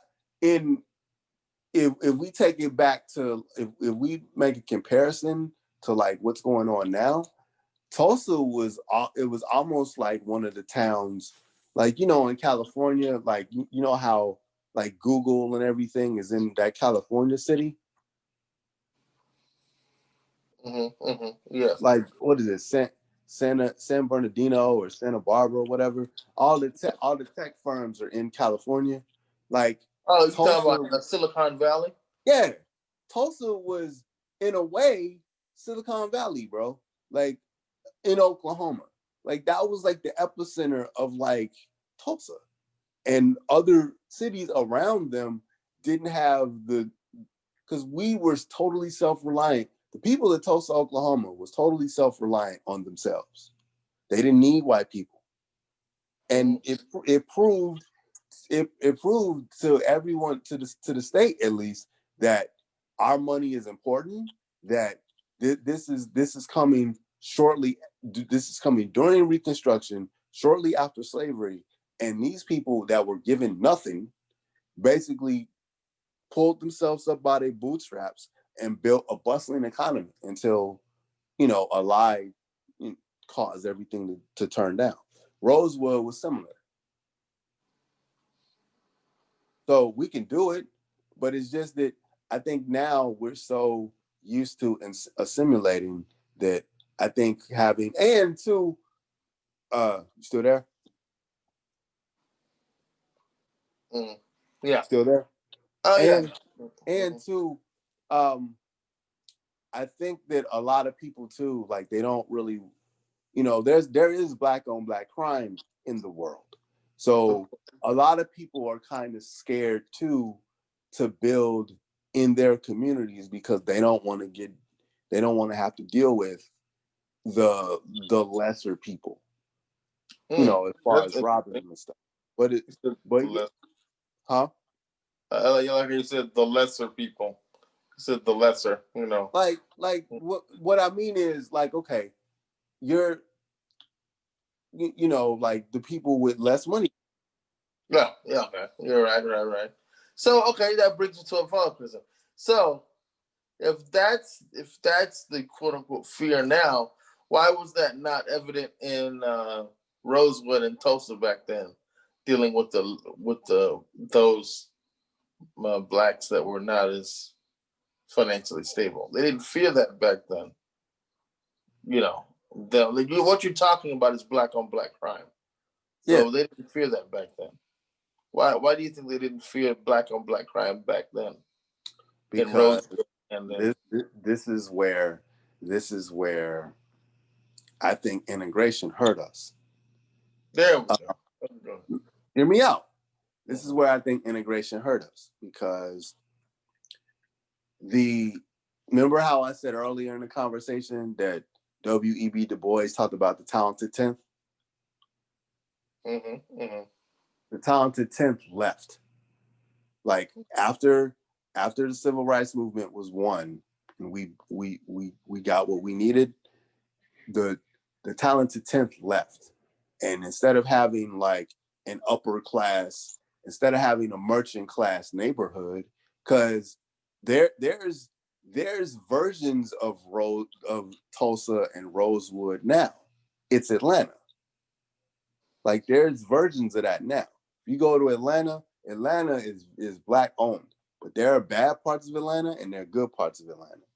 But in other communities, I think the talented people left, because the talented people are like, if you grew up in the hood and you're from the hood and you made it, if you show that you have any type of flashiness, then, could people get you? Whereas I think back in the day, we all in this together. So it wasn't that black on black crime didn't exist, because I think it did, because the criminal element is everywhere and throughout all time. But I think we didn't lose the togetherness back then, because we were all together. Now it's like the talented, or there was a good, because Tulsa was affluent. There was an affluent neighborhood, or there was an affluent section of Tulsa, and then there was a working class section. All the affluent black people leave now.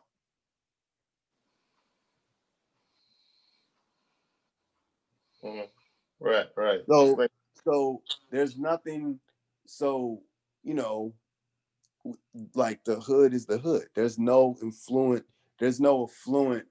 areas where like you feel comfortable staying at. So yeah, that's where I think that the togetherness that we used to have back in the day, because we didn't have a choice because of segregation, I feel like we lost that. And it hasn't helped the crime situation. Mm-hmm. So you think that split was a good thing? Okay, good. Thank you.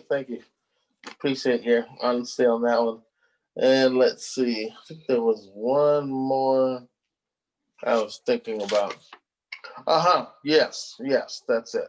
The one in this story, and we're still on the same general topic area. So the movie, they did a movie about Rosewood. Did you see it? Yep. Right. Do you think that movie accurately portrayed what happened in real life? Did it do it? Did that movie do it justice? Right. Probably not, because like I don't think they, because I think Rosewood, they burnt Rosewood to the ground. Yeah. Because they did. And it was because it was more like because it's dramatized. Like they had, people died and there was gunshots and stuff, and then at the end, like they found the lady. The dude like came home and the lady was there, and he beat the crap out the lady, because the lady that supposedly told the lie. But in reality, I think they burned that city down to the ground. Like they didn't really talk about, like, there's still houses, like in the movie, there's still houses, and that dude walked home. That dude came home, and that old girl got her butt handed to her. Like, yeah, like, and then what's the chick's name? Chick's name in the movie, the Ving Rhames character, and that lady, the Elsa Ray lady, she they rode off to the sunset and to build their lives again.